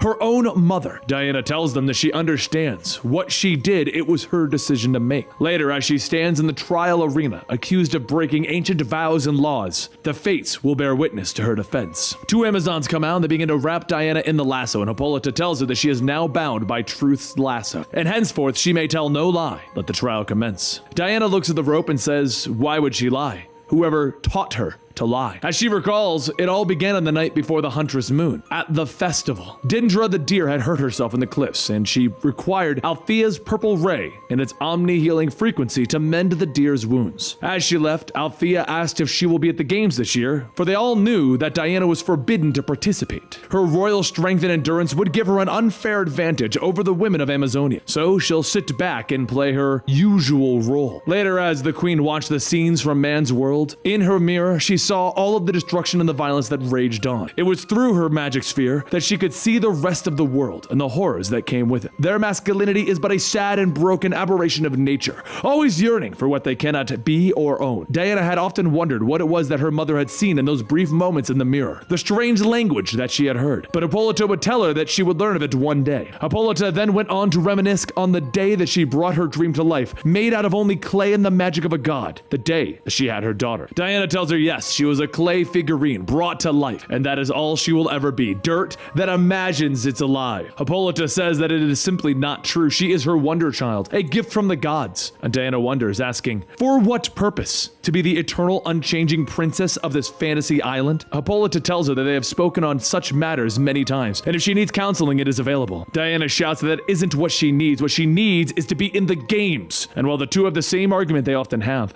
Diana reaches back for the mask of the oppressor, to fulfill her role for the coming night, as she always does, to be the oppressor, as they reenact the events that gave the Amazons their freedom. Once the stars came out, it was the beginning of their festival, and it started like it always does. It was a time of celebration and to be merry, to show who's strongest in their contests, and to show appreciation for the lives that they are given. But then, the lion appears to challenge the women's assurance and certainty. Diana laughs loudly as the women all chase after her, and just as it's been for the past 30 years, the women are no match in finding Diana. Diana. It is after escaping that Diana found something that she never once has seen in person, a human. A male human, and he is washed up on their shores. The man was injured, so Diana brought food and the purple ray to see if its healing light would have any effect. The man struggled trying to understand where he was and what was going on, but Diana quickly began picking up from the man's language. She handed him fruit, telling him, "I'm Diana." The man, Steve Trevor, asked, "Where is this? Rio?" And the more he talked, the more Diana couldn't understand. She then began to ask if he was really a man and started to check. Steve asked if she could remove her hand from there and asked, "Where is he?" She continues with his pain and she attempted to heal him, but it would seem that the purple ray has no effect on men. The other Amazons would certainly kill him, so there must be something that she can do to help him. The next morning marked the beginning of the contest of strength to decide who among them would be the champion. And just as the games began, Diana appeared, still in character, challenging the women to a fight. The women all attacked with their weapons, but with little effort, Diana deflected every shot. The next battle was to be on the back of the congas, and as Diana knocked Mala off, Mala says that it isn't what's supposed to happen. Diana then lunges off, pinning Mala to the ground, and announces that there, she has bested the champion of Amazonia and therefore demands tribute. Wide-eyed, Hippolyta stares, stating that this is the first time in a millennia that there is a new champion. Diana states that she would claim Mala's swan plane, and Hippolyta says that the robot plane now belongs to her and her alone. Hippolyta holds up the champion's laurel and tells Diana to come take what is hers. The women in the crowds begin to boo, shouting that it is unfair and they can only lose to Diana. And as Hippolyta crowns the victor, she quickly tells Diana that she is required in her chamber immediately. Later at the Queen's chambers, Hippolyta shouts, stating that Hercules is supposed to yield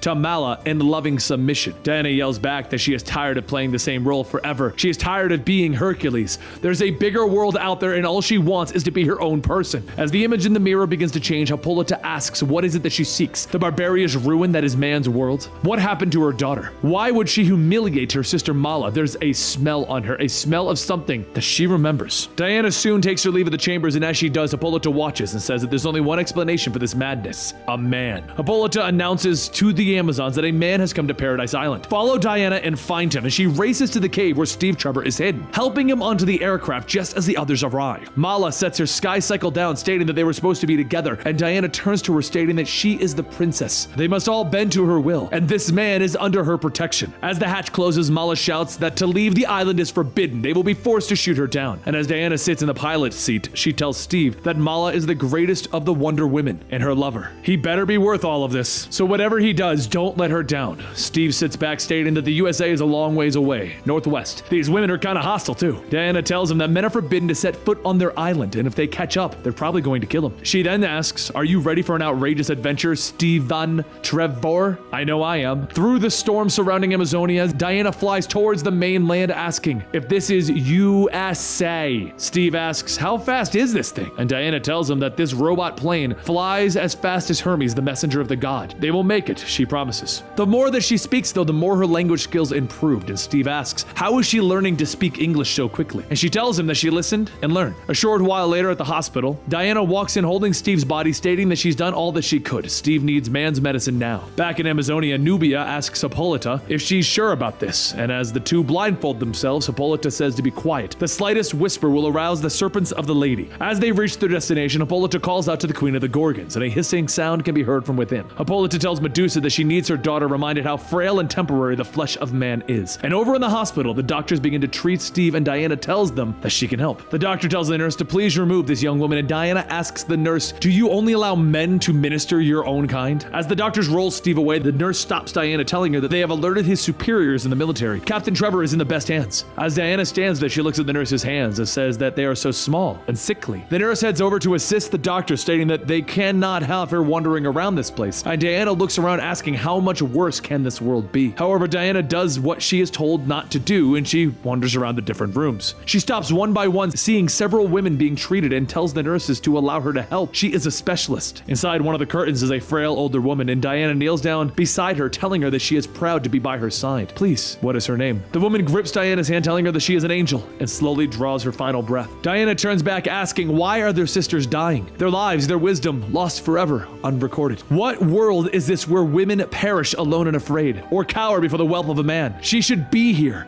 There is so much violence and pain and noise all around. And as Diana runs outside, she is stopped by the military, all pointing their guns at her. She tells the men that they are sons of Ares, the boyish god of war. Like ants, they blindly march, while beautiful women suffer her and die unheard. The commander shouts to Diana to stay where she is, and she asks, by whose command? Yours? She lifts the jeep that they are in, stating that she thinks not. Men are so easily impressed by strength. She sets the jeep back down, and she walks through the crowd, and one of the soldiers grabs her, telling her to wait, honey. She throws the man to the ground, boarding her plane, asking, must you prove my mother right? Tell Steve Trevor that my name is Diana, and your world has nothing that I need. Back in the current times, as she's continuing her story, Hippolyta tells her to step down. They will now hear from the one that they call Elizabeth Candy of Man's World. Through the shadows, Beth says that she warned that the girls here were kind of kinky. Guess she was right. Candy stands on the podium and calls out to the crowd, and Hippolyta tells her not to disgrace her sex with vulgar exhibition. She is here to speak and explain how it is she came to meet Diana. Beth is then wrapped in the lasso, and Beth laughs, stating, you don't need a golden rope to have her tell the truth. This is the true life story of how the Holiday Girls escaped certain death. It was a dark and stormy night as the girls of Beta Lambda sorority were on their way to spring break. Lightning had struck, causing their bus to swerve off the road and down the cliff, and there was something that stopped the tumbling. Diana was the one that stood there holding the bus, asking if everyone was all right, and it was from there that they all became good friends. As the girls got off the bus, Diana had explained that this storm was her mother's rage, and then asked, what has the man's world done to their bodies? Beth told her that she happens to think that her body is the best that it's ever been, and she really hopes that her and her circus are on the way to Fort Lauderdale. From there, Diana helped tow the bus the rest of the way. Meanwhile, over at the hospital, Steve's superiors asked exactly what happened, and what happened to their $100 million aircraft. Steve told them that he flew it into a freak hurricane and landed on some uncharted island in the Bermuda Triangle. As for the women and the rest, well, he doesn't remember everything. Suddenly, the men begin to hear something and they ask what's going on, and Steve smiles, telling them to go verify for themselves. That's gotta be his angle, his Wonder Woman. Diana then walks in, telling Steve that she is neither his nor anyone's. She needs answers to her questions, like how did he come to Paradise Island? This broken world must submit.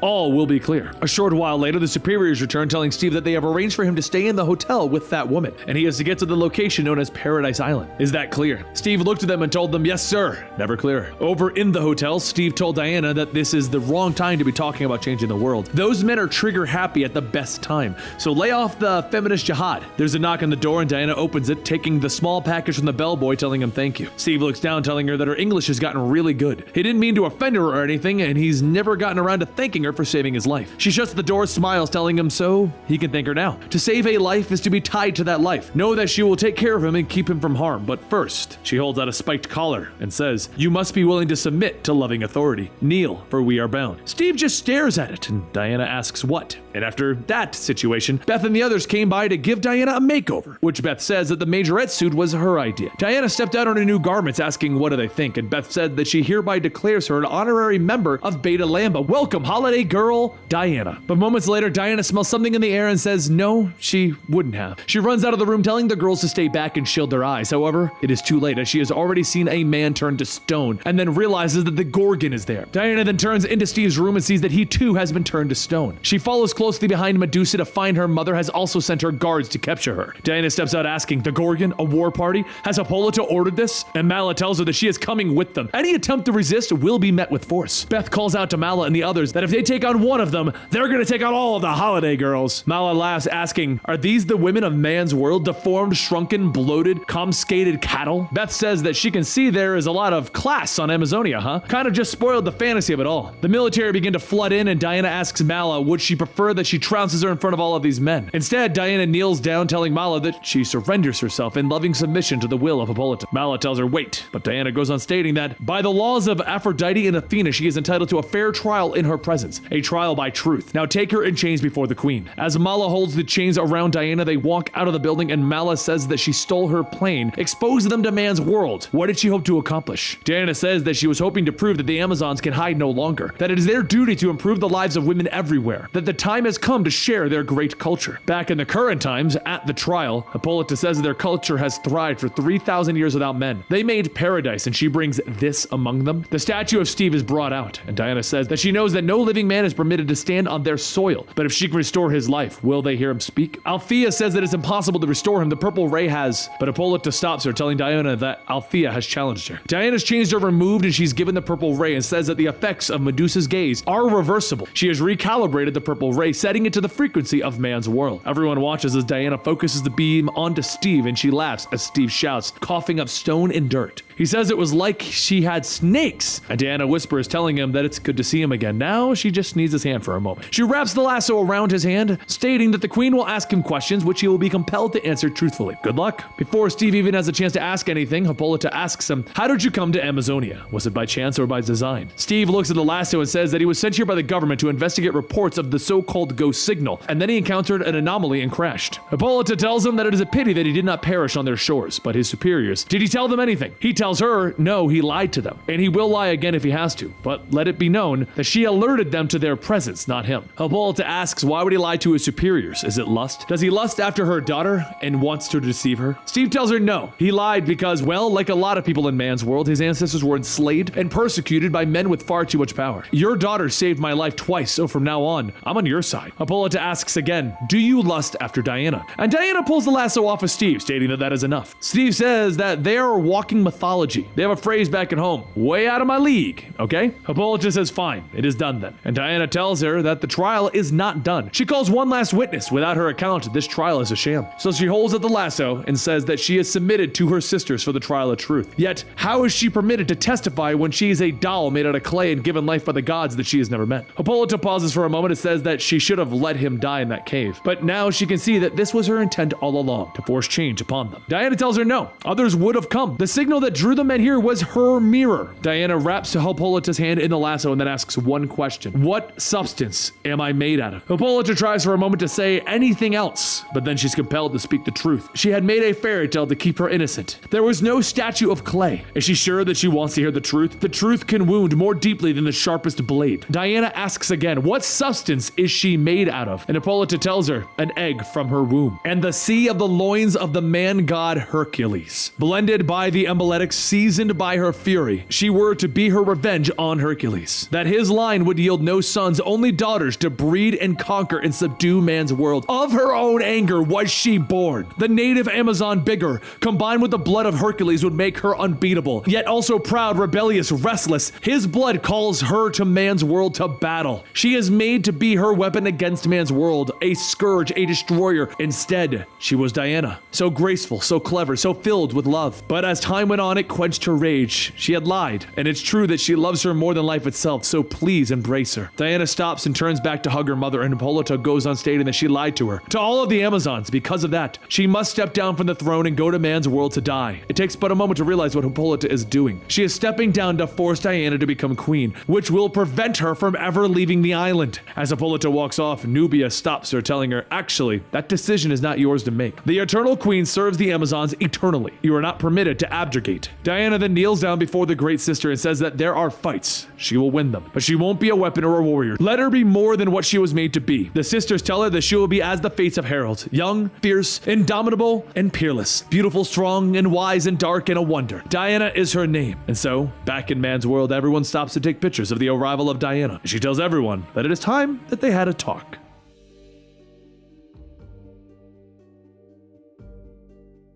The Ferris 6 floats through the black, near the unclaimed asteroid of 895. The mining operation continues, searching for precious metals that could be used back on Earth. But the comms unit gets a relay. It's Ferris herself, letting Captain Seaton know that the Pinda has already struck a 17-ton load on 644.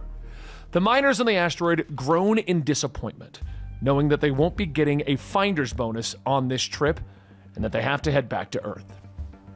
But Hal Jordan refuses. I'm not going back there. I'm done with Earth, he says. Volkov looks at Hal in shock, not even sure if that's possible. How long's it been, Jordan, since you were even on Earth? Volkov asks after the two miners switch to a personal channel. Hal tells him that it's been 8 years since he left Earth, just after the end of NASA. Volkov is shocked that Jordan worked for NASA, believing that the old space agency had a very noble agenda. I'm sure that's how it looked from the outside, Jordan says, with a sigh as he loads another sensor charge into his tool. Still looking for minerals, he places it on the ground and fires, but the device comes back with an error. He looks down in surprise as he sees a strange object beneath his feet. Reaching down, he begins to clear away the rocks. Volkov, come on over here.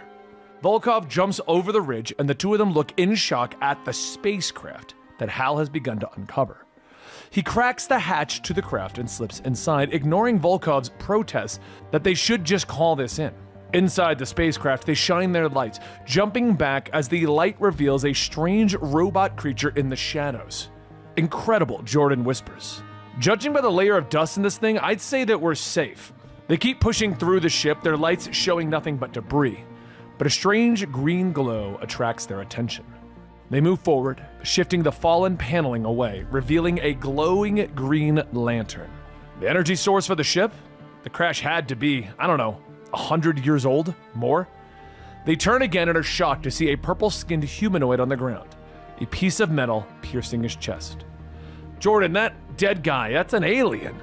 Volkov gasps as the pair investigate. He leans forward, noticing a ring on the dead alien's hand, and suddenly the whole ship begins to shift. Jordan hits his comms, letting Captain Seaton know what they found. They begin to report in, and Seaton is confused, and the whole ship shifts again, beginning to fall off the cliff. Jordan turns back, ordering Volkov to get out of the ship. The pair manage to climb free and leap from the crash as it tumbles off the side, smashing into the ground below. Seaton is calling over the comms, "Jordan! Volkov! Are you okay?" And Hal nods his head. "We're good, mostly. I'll explain on the way back, Captain." Sometime later, the pair's shuttle is heading back to Ferris 6, and Seaton has ordered them to prepare their statements for when they return to Earth. Behind them, Volkov has taken the ring out of his bag, the battery beginning to glow and float in the air. Volkov can't help himself, placing the ring against it, and it begins to glow, and a blast of energy rips out of the ring, tearing a hole in the side of the shuttle. The air suddenly begins to get sucked out into space, and Hal tries to grab a hold of Volkov, but the ring slips off of his finger. Aboard the Ferris 6, the crew is shocked by what they see. Volkov's body floating by them, slamming into the viewport. The rest of the lander suddenly explodes, revealing Hal wrapped in green energy. Below them on the asteroid, the robot awakens, its eyes glowing red. Everyone begins to realize that Hal Jordan is alive out in free-floating space. They try to hit him on the comms, but realize that his radio must have been destroyed. Outside, Hal Jordan is as surprised as everyone else. "Okay, I can breathe. That's good," he says to himself, aiming towards the Ferris 6. "I just need to get far enough away from this mess that they can pick me up. Chin up, Jordan. You can do this," he says, pushing off of the wreckage of the shuttle, floating through space towards the Ferris 6. He manages to get close to the ship and motions through the viewports for them to let him in. The rest of the crew rushes to the airlocks, but Captain Seaton orders them to stop, knowing that Jordan can't hear them. She holds up a data pad with a message on it. "Risk too great. Can't expose crew to radiation. Our thoughts are with you." Jordan reads it, lowering his head. "Of course. I understand." With that, he pushes away from the ship, and the rest of the crew are upset that they have to watch him die. But something else comes out of the asteroid. Hal turns at the last minute as that robot from before flies through space, slamming into him hard, knocking him away. Hal realizes that his friend blew up their whole ship with the ring. So he holds it up trying to blast the robot, but it slams into him again, bringing him down to the asteroid. Hal manages to kick free, and it floats away, and he turns, aiming the ring again. "Come on!" he shouts, firing a blast from it. The robot manages to dodge the attack, and the onslaught continues, but Hal, unknown to himself, is gathering the strange energy around him. He leaps up into the air, slamming into the robot, driving it away. Back on the ship, the crew is watching in stunned silence. Everyone else saw that, right? Hal continues to fly the robot away, gathering the energy again, firing a blast into its chest, destroying it in a blinding flash of green light. But he's used too much energy. The light from the ring begins to fade as Hal and the remains of the robot float through the darkness of space. He falls into the ether, and the darkness takes him. He awakens suddenly, shocked by his surroundings in some sort of lab. "Captain Seaton?" he asks, choking on a device that's crammed down his throat. He looks up and a strange insect slams into the glass cage nearby. Hal struggles up, pulling the tube out of his throat, spitting it to the ground. More of the creatures begin to slam against their glass prisons, and Hal stumbles for the exit. He steps outside into the alien world. He shields his eyes from the light as he stares around a world that he doesn't recognize. Alien insects the size of dogs flying nearby. Someone lands on the ground next to him. "It's all right. I'm Kilowog Ev. We're on the same team. I'm a lantern too," the big alien tells him, holding up his four-fingered hand so that Hal can see the ring. He reaches out and puts an arm around Jordan, leading him back inside. Come, you shouldn't be out of bed. Cosmic ray burns are a nasty business. He puts Hal back at his bed, checking his wounds, telling him that he is lucky that the skin grafts have taken hold. Where am I? Hal asks, and Kilowog explains that he is on Bolavox Vic, an independent world that the Manhunters haven't touched yet. And after a bit of explaining, Kilowog looks at his new friend. Please, don't be offended, but what breed of alien are you? He asks. Hal gets to his feet, explaining that he is a human from Earth, and he seems to be far from his home. I have one more very important question. The ring was passed down to me from the death of my predecessor. I have very little to go on. Would you teach me? Would you teach me to be a true Green Lantern? Kilowog asks, hope in his eyes. But Hal explains that he doesn't know anything about the lanterns, that he found the ring and used it on instinct alone. Kilowog waves off that notion with surprise. Impossible! No one but a powerful and skilled lantern could have done what you did. You killed a manhunter! Kilowog tells him. He leads him to a different part of the lab, showing the destroyed remains of the robot that Hal defeated. He finally explains everything to Hal, how the lanterns were once a peace-loving force throughout the galaxy, led by the Guardians of Oa. But the Manhunters rose up and wiped out the Green Lanterns, and then took control of the universe. Some say the Owens created the Manhunters too. I don't know for sure. There are many stories, Kilowog tells him. And finally, Kilowog tells him that he must go for the safety of his planet. So he offers Hal his battery, allowing him to recharge the ring. Is there a right way to do this? Hal asks as the battery begins to glow, and Kilowog looks at him with surprise. What? It's not magic. Just hold the ring to the battery until it's charged. Hal suddenly steps back. He knows that the ring is a tool and isn't magic, which means that he needs to learn how to use it. So before I go anywhere, I need you to teach me what you know. Kilowog nods, thus beginning a training montage. Hal learns to concentrate and control the energy, allowing him to fly, and he only almost dies from falling out of the sky once or twice. He learns to channel the energy into blasts that are powerful enough to rip holes in the mountains, and this also gets the attention of the planet's home guard. That night, Kilowog and Jordan share a final meal together before Hal leaves for Earth. But before he goes, Kilowog offers him his battery. You should take the lantern. Hal looks at him in surprise. I can't do that. Your ring would be useless. You wouldn't be able to defend. But the conversation is interrupted as the home guard appears. The general stalks forward, ordering Hal and Kilowog to stand down. Step aside. We are here for the alien. The general orders, but Kilowog refuses, reminding the general that he never agreed to the rules of not using his ring. He steps in front of Hal, holding up his ring as the green energy begins to glow around them. You're not taking him! He growls, but they all turn as a massive explosion rips apart the hill in the distance. Your lab, Hal whispers, and one of the soldiers turns his binoculars on the lab, watching as an army of manhunters are now ripping it apart. A blast suddenly coming out of the sky, tearing into the general, dropping him. Incoming! Hal shouts as the manhunters descend from the sky. In the lab, the manhunters tear through the wall to find their dismantled comrade. One reaches out, pulling out its memory unit, plugging it into its arm. Soul system, it says to its brethren. In the distance, Kilowog and Jordan have entered the combat with the Manhunters. The soldiers on the ground are quickly killed. A blast hitting at Hal Jordan, knocking him to the ground. He looks up as the Manhunters prepare to execute Kilowog. Oh hell, he whispers, but he gathers the energy around himself, rushing forward, grabbing Kilowog and flying them both into space. The Manhunters, they follow, firing their blasters at them. Go faster, damn it!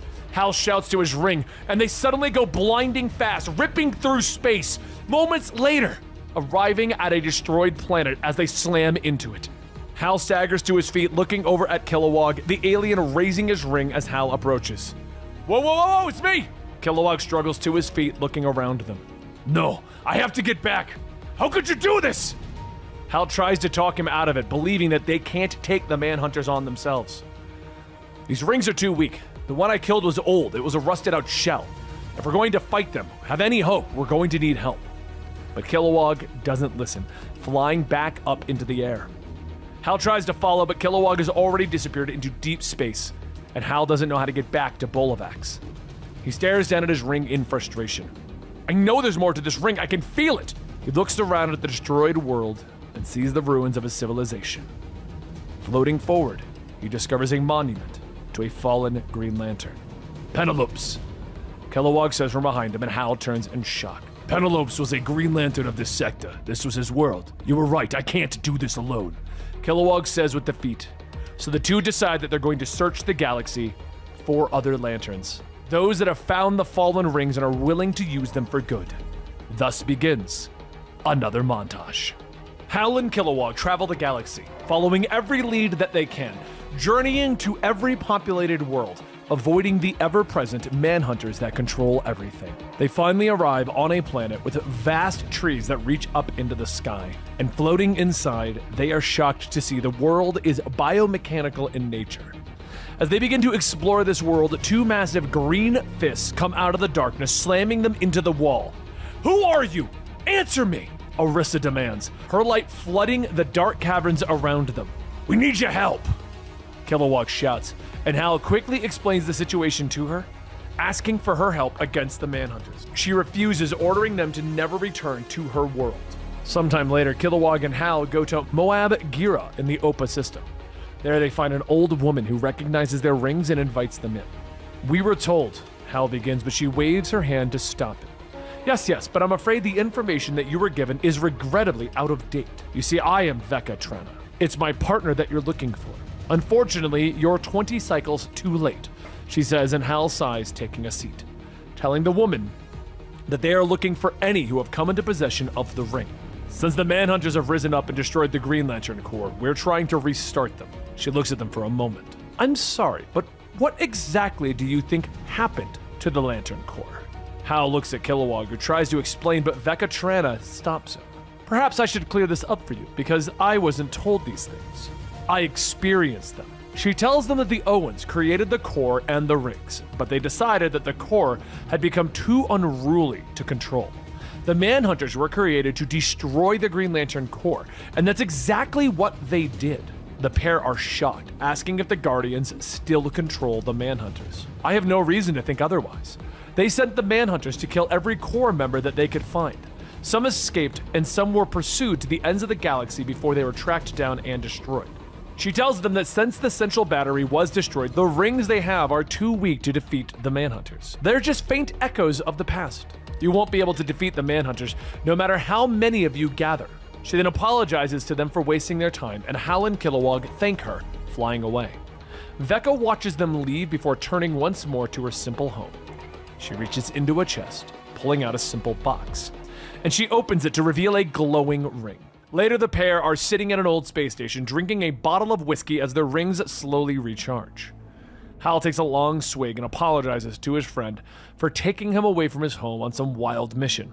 But Kilowog's words suddenly don't make any sense, and Hal looks at him in surprise. "Oh, both our rings are dead. No one to translate," he says with a sigh, and he gets up, beginning to walk away, but looks in surprise as a bunch of aliens run past him in fear. He turns in shock to see the Manhunters have arrived. "Kilowog, we have to!" He begins to shout, turning back to his friend, but a Manhunter is there, punching Hal in the face, knocking him out. He finally awakens as a large hatch is opened, light flooding into the hold of the ship, and he's forced out into a crowd of aliens. Oh, hell. Where is this place? He begins to wonder, but he can't understand anyone as his ring is gone. The slaves are ushered below the surface, where Hal has been given a pickaxe and sent to work in the mines. Some time passes. Hal sees the horrors of the Manhunters. He watches as the aliens are worked to death, as their living conditions and food kill them off. He watches in shock as a Manhunter executes a group of slaves. In shock, he drops his axe, but it is retrieved by an alien woman. "Thank you," he whispers to her, but he can't understand her reply. One day he's with a group as they are moving along the surface, and they pass a nearby strange dome. His ring then begins to glow, when suddenly he can understand the aliens around him. What the hell? What could have charged? He whispers to himself, but the next day he's continuing his work when a massive alien shoulders him aside. "You stole my spot, pale stick man." Hal whirls on him. "This isn't your spot and you know it." Everyone is shocked, having never heard the human speak before. The big alien roars, preparing to fight Hal, but Hal blasts him with the energy from the ring, and the alien falls to the ground with the hole in his chest. "Damn it!" he hisses. And the Manhunters arrive in minutes, getting the crowd under control and hunting for Hal. He finds himself saved by the same alien woman from before as she helps him hide as the Manhunters continue to look for him. "If we can get to the surface, there's a building. That's where it charged," he tells her, warning her that the ring won't help them now. "Come," she says with a quick nod, and the pair make their way to the surface, but they must wait for night as acid rain falls from the sky. They say it was once brilliant. Before, when the lanterns still ran things, the rain didn't burn flesh, the woman says, and Hal stares at the dismal planet. Then this is Oa. He asks her, and she nods, asking him that when they charge his ring, if they can escape together. But Hal believes that they should try to save some of the slaves if they can, but she shakes her head. I don't care about them, and neither do you. Why should you?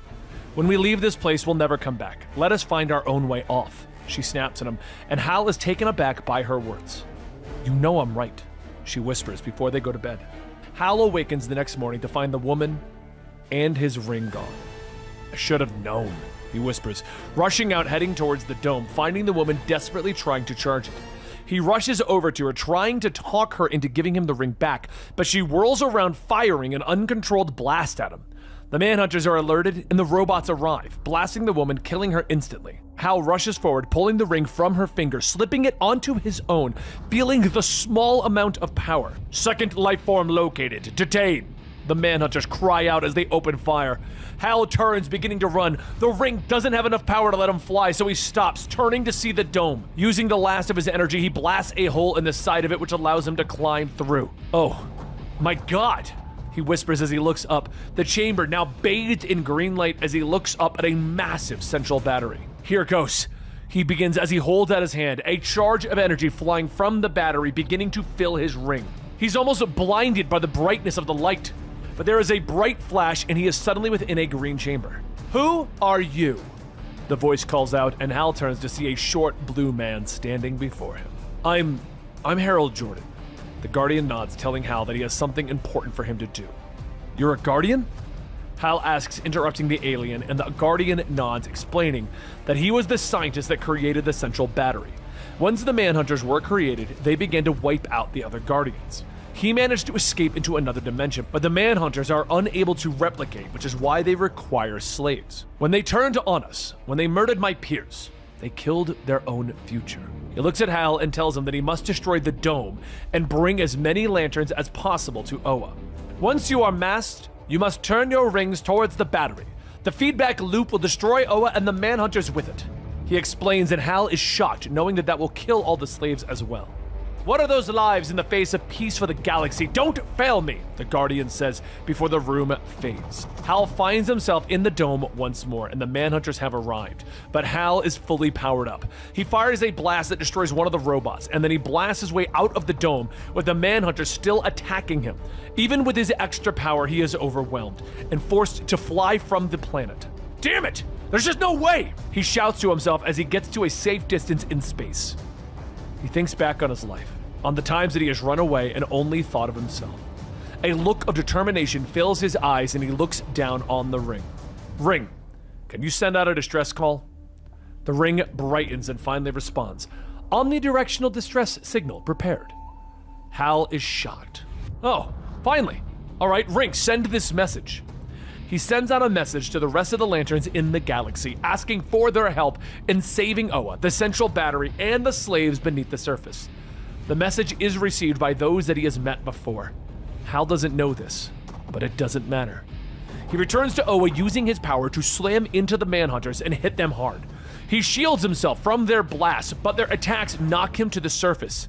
He's about to fall when a second shield saves him, and he looks up as Kilowog stands there. Just needed your location, buddy, the big alien says with a smile. Hal thanks his friend and tells him to get to the battery to fully charge. He tries to cover him as Kilowog blasts another hole in the dome. Maybe I can, Hal suddenly thinks, and his energy blasts take the form of a physical construct. But another Manhunter flies out, slamming into Kilowog, knocking him to a bloody pulp on the ground. More Manhunters arrive, hitting Hal and knocking him to the ground once more. He struggles back to his feet, looking up as the Manhunters are slammed with green energy. I can't believe, he whispers, as he sees a large group of ring slingers arriving, using what energy they have to attack the robots. Everyone, focus on the dome! The lanterns do as they're told, blasting the dome, destroying it, allowing the central battery to fully charge them all. But even so, the Manhunters outnumber them. There's too many of them! Somebody make a shield! Arissa shouts, and Vecca nods her head. I'm on it. With that, she forms a powerful shield on the lanterns. Hal tells them that the plan is to create a feedback loop with the battery, thus destroying the Manhunters. But he doesn't want to kill everyone on the planet as well. That's when a blue alien floats forward. I'm a physicist, and I don't think we need a loop that big. If you use the rings to create a smaller loop, it should wipe out the Manhunters on the surface. Right, how do we do it? Hal asks. The lanterns do as they're told and they create a smaller feedback loop, spreading the green energy over the surface of the planet, wiping out the Manhunters. Afterwards, Hal looks up in shock to see that Kilowog has survived. Ring works a hell of a lot better now, Kilowog says with a triumphant yell. But the battle isn't finished. The lanterns head below the surface, fighting against the remaining Manhunters and wiping them out. Vecca is hit in the back during the battle and falls to the ground. Hal rushes to her side. We're all here because somebody stood up. Pass the spring on, and please help. She gasps as she hands Hal her ring with her dying breath. He promises her and returns to the battle, the lanterns creating massive bubbles around the slaves to fly them to safety. They arrive at Paraquat, an uninhabited moon of the Petch system. There, Hal offers Vecca's ring to one of the former slaves. How do we know that she's worthy? Kilowog asks, and Hal shakes his head. I don't. We're all just doing the best that we can, and I bet she will too. As the lanterns gather, they begin to believe that they must now put a stop to the Manhunters once and for all. Take back their planet and protect the galaxy. It is believed that someone should be in charge. I agree. I nominate Arissa. Kilowog nods and seconds the nomination, believing that the warrior is the natural to lead them. She has her doubts, but she does accept. And so, the lanterns spread throughout the galaxy, with Hal returning once more to Earth to retrieve the battery that was lost to him at the beginning of the adventure. Meanwhile, in another dimension, one remaining Guardian looks out of the central battery. If only he'd done as I asked, the Guardian says with a sigh, believing that having both the Manhunters and the remaining lanterns wiped out would have solved all of their problems. But he steps through the door to another chamber, a chamber bathed in yellow light from a yellow central battery. No matter, I designed those rings many years ago, and this time I did a much better job, he says as he looks down at his yellow lantern core. With his battery retrieved, Hal Jordan returns to Earth, where he meets with Captain Seaton, who's shocked to see him. You picked a hell of a time to come back. Our whole team is grounded. They actually threatened to arrest me. Not surprised. Looks like we have a lot of work to do here at home. Now, we have the tools to help. He tells her, revealing the ring and the Green Lantern symbol on his chest.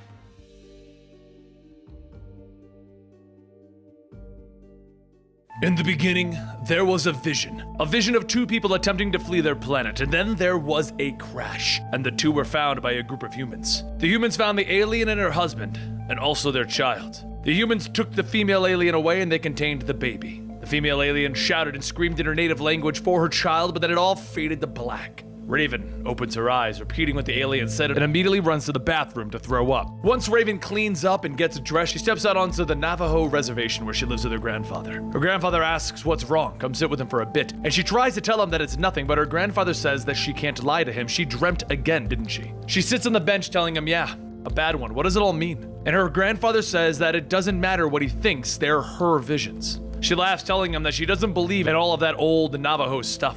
And her grandfather smiles, telling her that he is an old Navajo. She should believe him. He was like her once. Visions stopped coming to him the day that she was born, and now it's her turn. Soon it'll be her time to leave this place and follow her dream, no matter where they take her.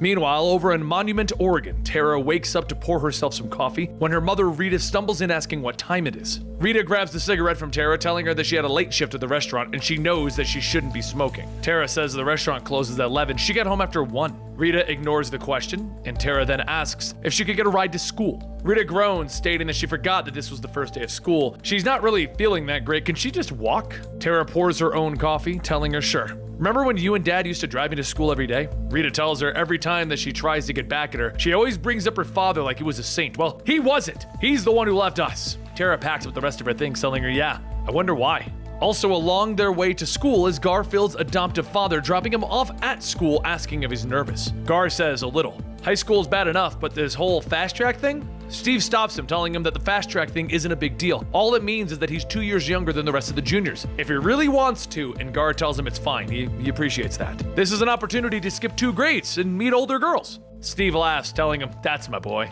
As the two pull up, Gar gets out and Steve tells him that he loves him, and Gar tells him he loves him too. Tara walks by taking off her headphones, telling them, "Aw, that's so cute." But as Tara continues on, she sees her boyfriend Victor and they kiss. And she tells him that he didn't call last night. Vic says, yeah, him and Danny were out late. Sorry about that. We got wasted last night and I just forgot. Tara tells him that it's okay. They should at least hang out tonight, so he better get his mom's car. At that same moment, Vic's mother, Eleanor Stone, who also happens to be a teacher at this high school, shouts, "What the hell do you think you're doing? Class started 2 minutes ago." Vic tells his mom to chill out, and Eleanor then asks Tara if she plans on being late for her first day as well. Tara shrugs, telling her, no, I was just heading in. But as Eleanor turns to go back in, Vic starts scratching himself, and Tara asks what's wrong. Got crabs or something?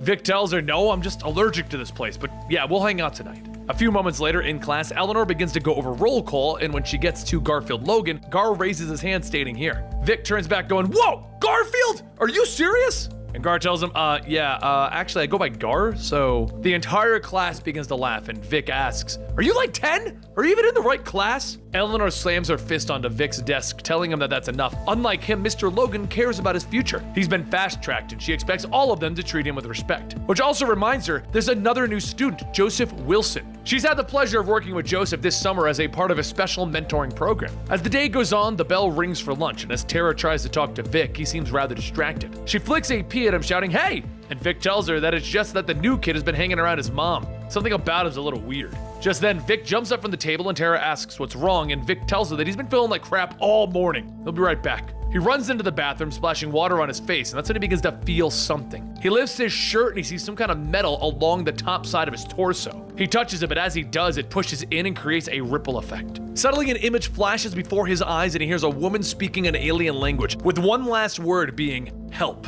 He pulls back his hand and the metal follows his finger, and then it quickly absorbs back into his torso. Just then, Gar opens up the stall door looking at the metal, and Vic quickly turns to him, telling him, you didn't see nothing! And he storms out. As Vic leaves, Tara stomps him, asking what's going on. He's totally freaked out. A few seconds later, Gar steps out, telling them that he's sorry it was him. Too much Mexican food last night. And Vic just walked into an old Logan toxic cloud, right, Vic? Later that night, Vic and Tara head over to the park to spend some time alone, but as soon as Tara's hand starts to move down, Vic freaks out, telling her to wait. Tara gets off of him, asking what the hell is going on with him. And Vic says, look, there's something I need to show you. I'm pretty sure it's nothing, but... He lifts up his shirt and Tara sees the metal, and Vic pulls on it, telling her that he thinks it's coming out of him. Tara then reaches over to touch it, but as her hand gets close, the metal reaches out, wrapping around her hand. Just like with Vic, Tara sees the image of the woman speaking an alien language, and she pulls back, shouting to make it stop. As she screams, the ground begins to rumble, and Vic and Tara ask what was that. She gets out of the car, shouting not to touch her, and runs back home. But as Vic gets out to chase her, he looks at the ground and sees that it's cracked, like something was pushing on it. Later that night, Vic returns home, walking right into his mother's office, telling her that he has a bit of a problem. She sighs, shouting, what is it? I'm quite busy, and if you need money again. And he yells at her, no, that's not it. There's something wrong with me. Eleanor gets up from her chair, stating that she's known that. They have been meaning to have a little talk about his attitude.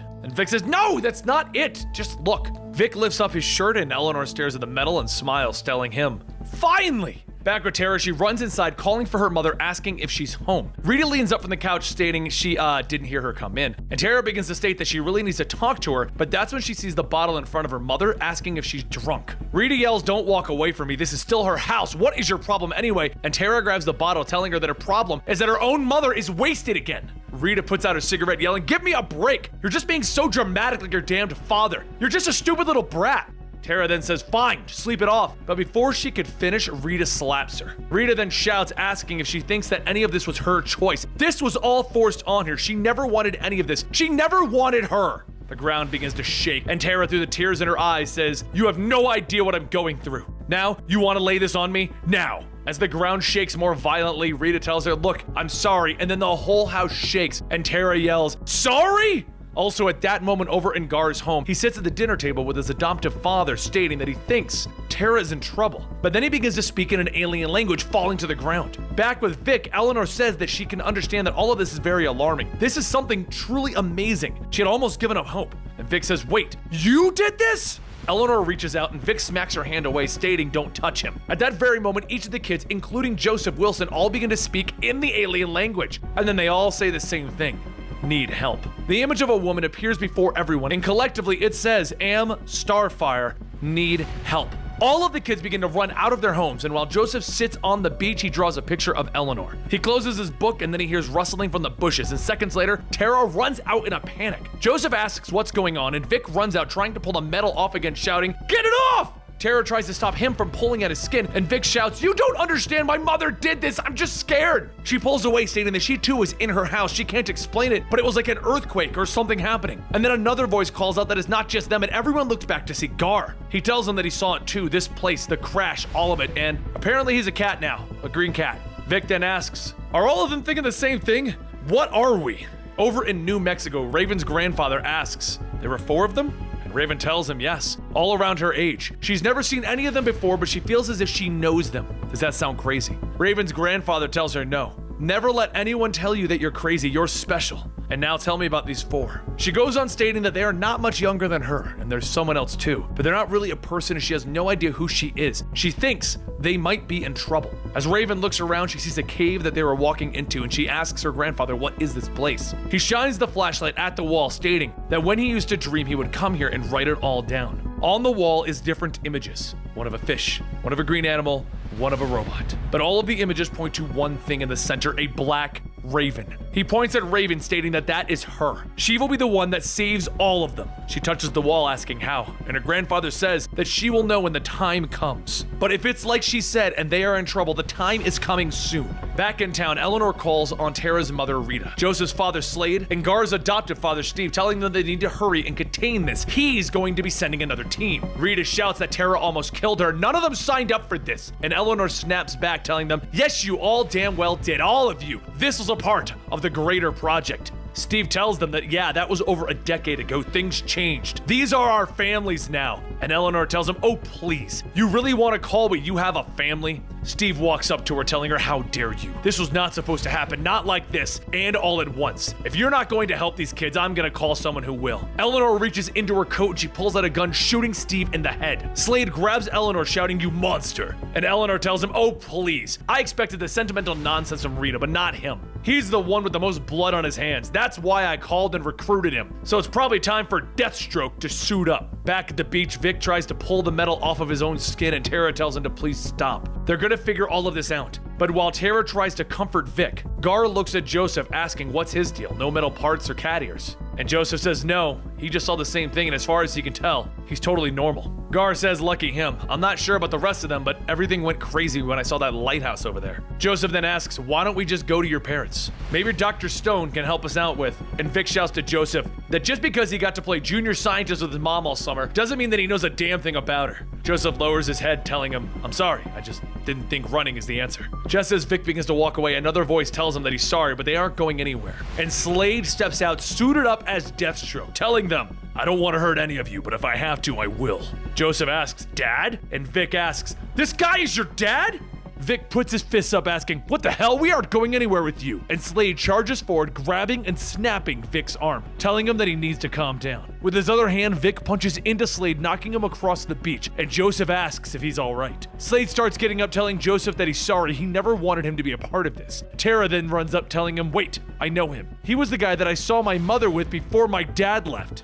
Slade says, look, I don't have any idea who your father is. He was not the man that you thought he was. We all did this to protect you. A rock shoots out of the ground at Slade and Tara screams, liar! But using his staff, Slade cracks Tara in the back of the head, telling her, you need to stop. Gar then leaps in, shouting, do not touch her! And Slade smacks him away. Vic then steps up, and after being punched back, Slade tells Vic that he's sorry, and he pushes a button. Suddenly, all of the metal on Vic begins to pull apart, and he screams out in pain. Joseph says that maybe they should all listen to him, and Gar gets up, telling him, no way, your dad's a psycho. Unlike my dad, Steve would never lie to me. At that time, over at the undisclosed lab, Eleanor tells Rita that she must admit she missed her astute mind. All of their new recruits are excellent, but none of them compare to the original Star Labs team. As the two of them walk down the hallway, another doctor runs up, shouting that there's something wrong. Her EEG is off the charts. They can't seem to calm her down. Eleanor runs over to the containment cage, and as she looks in, she says that it's unbelievable. Look at her eyes. Eleanor then says to up the dosages, and Rita tells her to wait. Think about it. It's been 16 years since that ship crashed. She was an infant then. And Eleanor tells her, wait, are you suggesting that she's hitting puberty? Back in New Mexico, Raven stops in a place stating, "Am Starfire, need help," and then calls to the ground. Raven's grandfather rushes in to get his medicine to try and help, and as he performs his rituals, Raven says something in the alien language, and then, "Need help." An image of the fight on the beach appears in her mind, and she yells, "No, not her. They need help, but how?" Her grandfather tells her that she already knows, and touches her forehead, telling her, "You're a bird. A beautiful raven." At that moment, a dark energy surrounds Raven, and then she appears before Slade and the kids. She shouts to get his hands off of the girl, and then a thin beam shoots through Slade's head, causing him to release Tara. Everyone watches as the image of a raven fades, and Gar asks, "Was that Starfire?"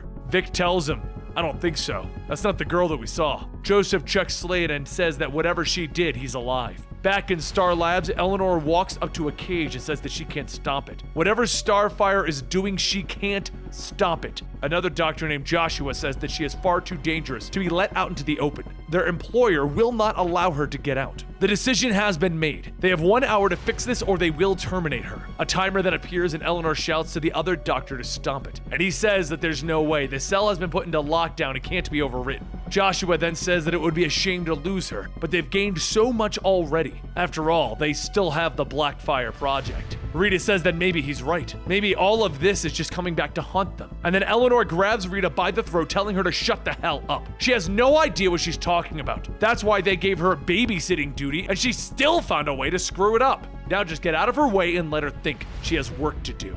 Back outside at the lighthouse, Vic says that this is it. Joseph tries to open the door, and with it being locked, Vic tells him to let him try. He grabs the knob and he rips the entire door off, and as they all look in, they see a stairway leading down, and they begin to follow it. Everyone hurries on ahead and they find a metal door, and on it a plate reading Incubation Lab 1, the Titans Project. Joseph says that he doesn't think that this is a good idea. There's no telling what could be behind that door. And Vic shouts, "No. Starfire's in there and we need answers." He punches the doors open and Gar says that he thinks he knows this place. Vic and Tara both say yeah. And as Tara looks around, she says maybe coming down here was a bad idea. Gar looks over at some of the lab rats, and as he touches one, he changes into the form of a rat. And he tells them, "Hey, check it out." Vic tells everyone to stop messing around. There's something over here. Everyone looks through the window and they see an incubation lab, all without anything inside of the tubes. Tara looks at one of the chambers reading Tara and asks if that's supposed to be her. Another reads Cyborg, and Vic punches the window asking, "What the hell did they do to us?" Joseph then shouts for everyone to look, and when they look into the tube, they see it filled with water and a person floating inside. Joseph asks if he's alive, and Gar says that it looks like he's breathing. Just then the lights turn red and the doors open with Eleanor standing there telling them to look at them. Look at them all! She's so proud of them! She's so sorry that it happened the way that it did, but welcome home! Welcome to Star Labs! Vic steps forward asking, "What are they? Please, just tell them that." Eleanor takes off her glasses and says, "When we found you, her ship had crashed here. We knew that we could use her. We knew that her amazing alien physiology held the many secrets that we needed, and it was just waiting to be unlocked. Unfortunately, all of our early attempts at grafting her DNA to a human subject failed miserably. Then it struck me. They were too old. The subjects needed to be young like the alien, which is why we needed you." Gar asks, "Did you just say alien?" And Tara shouts asking, "Where did we come from?" Tara's powers begin to show and a guard knocks her out, and Vic runs over grabbing the guard. Eleanor shouts to all of the children that they're being ridiculous. Control yourselves now. All of you have had horrible lives, no parents, no families. You all would have grown up in foster homes and God knows what else. But here, I have made you all special. Vic holds out his arm asking, "Does this look special? My body is slowly being covered in metal, and you can live with that?" Eleanor tells him that she can die knowing that the work that she has done is the single greatest leap for mankind since fire. All she wanted was for them to be extraordinary. Yet they all want to be average, but it's not too late. She's here, and she's in trouble, needing their help. Gar begins to look around, and that's when he sees a body on a table, and he realizes that it's his father, Steve. He runs over, and Eleanor asks, "Couldn't you morons move that thing instead of leaving it out in the open?" Gar spins around and charges at Eleanor, slashing at her face, shouting, "I'm going to kill you!" Tara then begins to create stone pillars, knocking the guards away, and Eleanor says that she's sorry she can't let this go on. They were always expendable. Vic grabs Eleanor by the neck, yelling to get this thing off him, and she tells him that there's no getting it off. It's a part of you. You're the most special of them all, the spacecraft. It was made of the most amazing metal, living metal. Vic's grip tightens and Eleanor manages to say, Joseph, it's time. Everyone looks back at him and he tells them, actually, it's Jericho. Contact. His eyes light up and he runs, jumping and phasing into Vic. Vic tells everyone that he can't control himself. Everyone run! Through Vic, Joseph grabs Tara and Gar tells him to stomp it. As Joseph looks at him, he phases out of Vic and jumps into Gar. Suddenly, Gar's body changes into a gorilla and it punches into Vic. Tara shouts for him to get out, but as Joseph looks at her, he phases out and into her. Joseph uses Tara's powers to crush Gar, but before too much pressure can be applied, the steel batons hit Tara in the back of the head. Her body falls to the ground, and as Joseph looks back, he sees his father, Slade Wilson.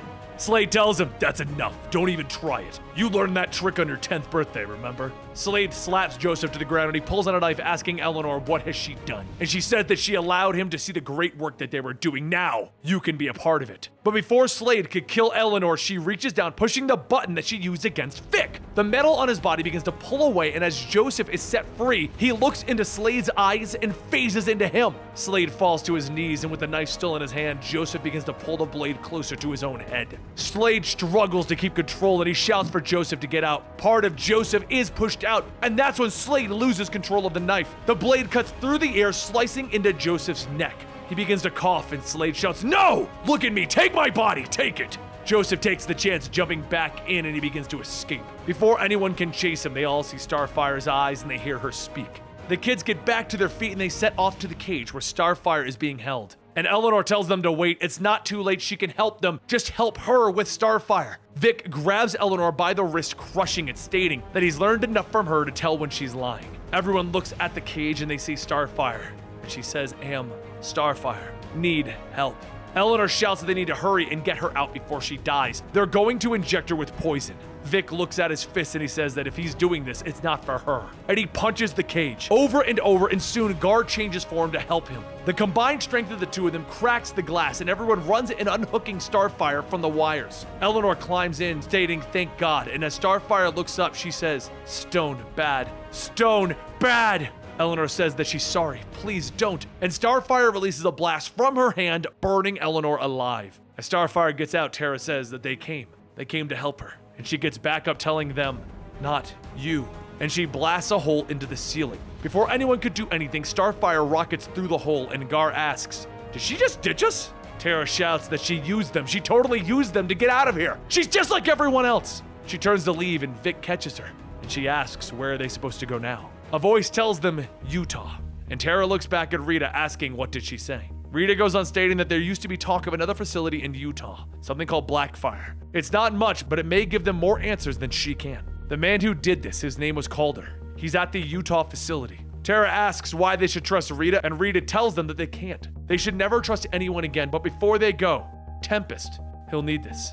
Gar then says that they should get going because he begins to hear helicopters coming this way. As Tara takes the suit, she asks, will you kill me like Dad? Rita hands over the helmet, stating that they all deserve what's coming to them, but she doesn't. She's innocent in all of this. She just figured that they would like to know who's really behind it. There are plenty of times where she wanted to go there herself and kill that man, but she never had the guts. They do. And with that, Gar takes the body of his father. Vic puts on the special suit that Rita referred to as Tempest, and they escape. However, it's been 4 days since Raven had the dream about the others, and much like her, they are on their own. As she gets up from the bench that she sat at with her father, she feels something calling to her. She walks through the desert and back to the cave that her grandfather once showed her, and when she arrives, she sees someone. Raven stumbles back, and before her is Starfire. And she says, am Starfire. Need help. And there you have it, all of the Earth 1 stories that we covered here at Comicstorian. What did you guys think of these stories and their different takes compared to the main universe? Which was your favorite? Let us know in the comments down below, like and subscribe, and we will see you next time. Rest in peace, man.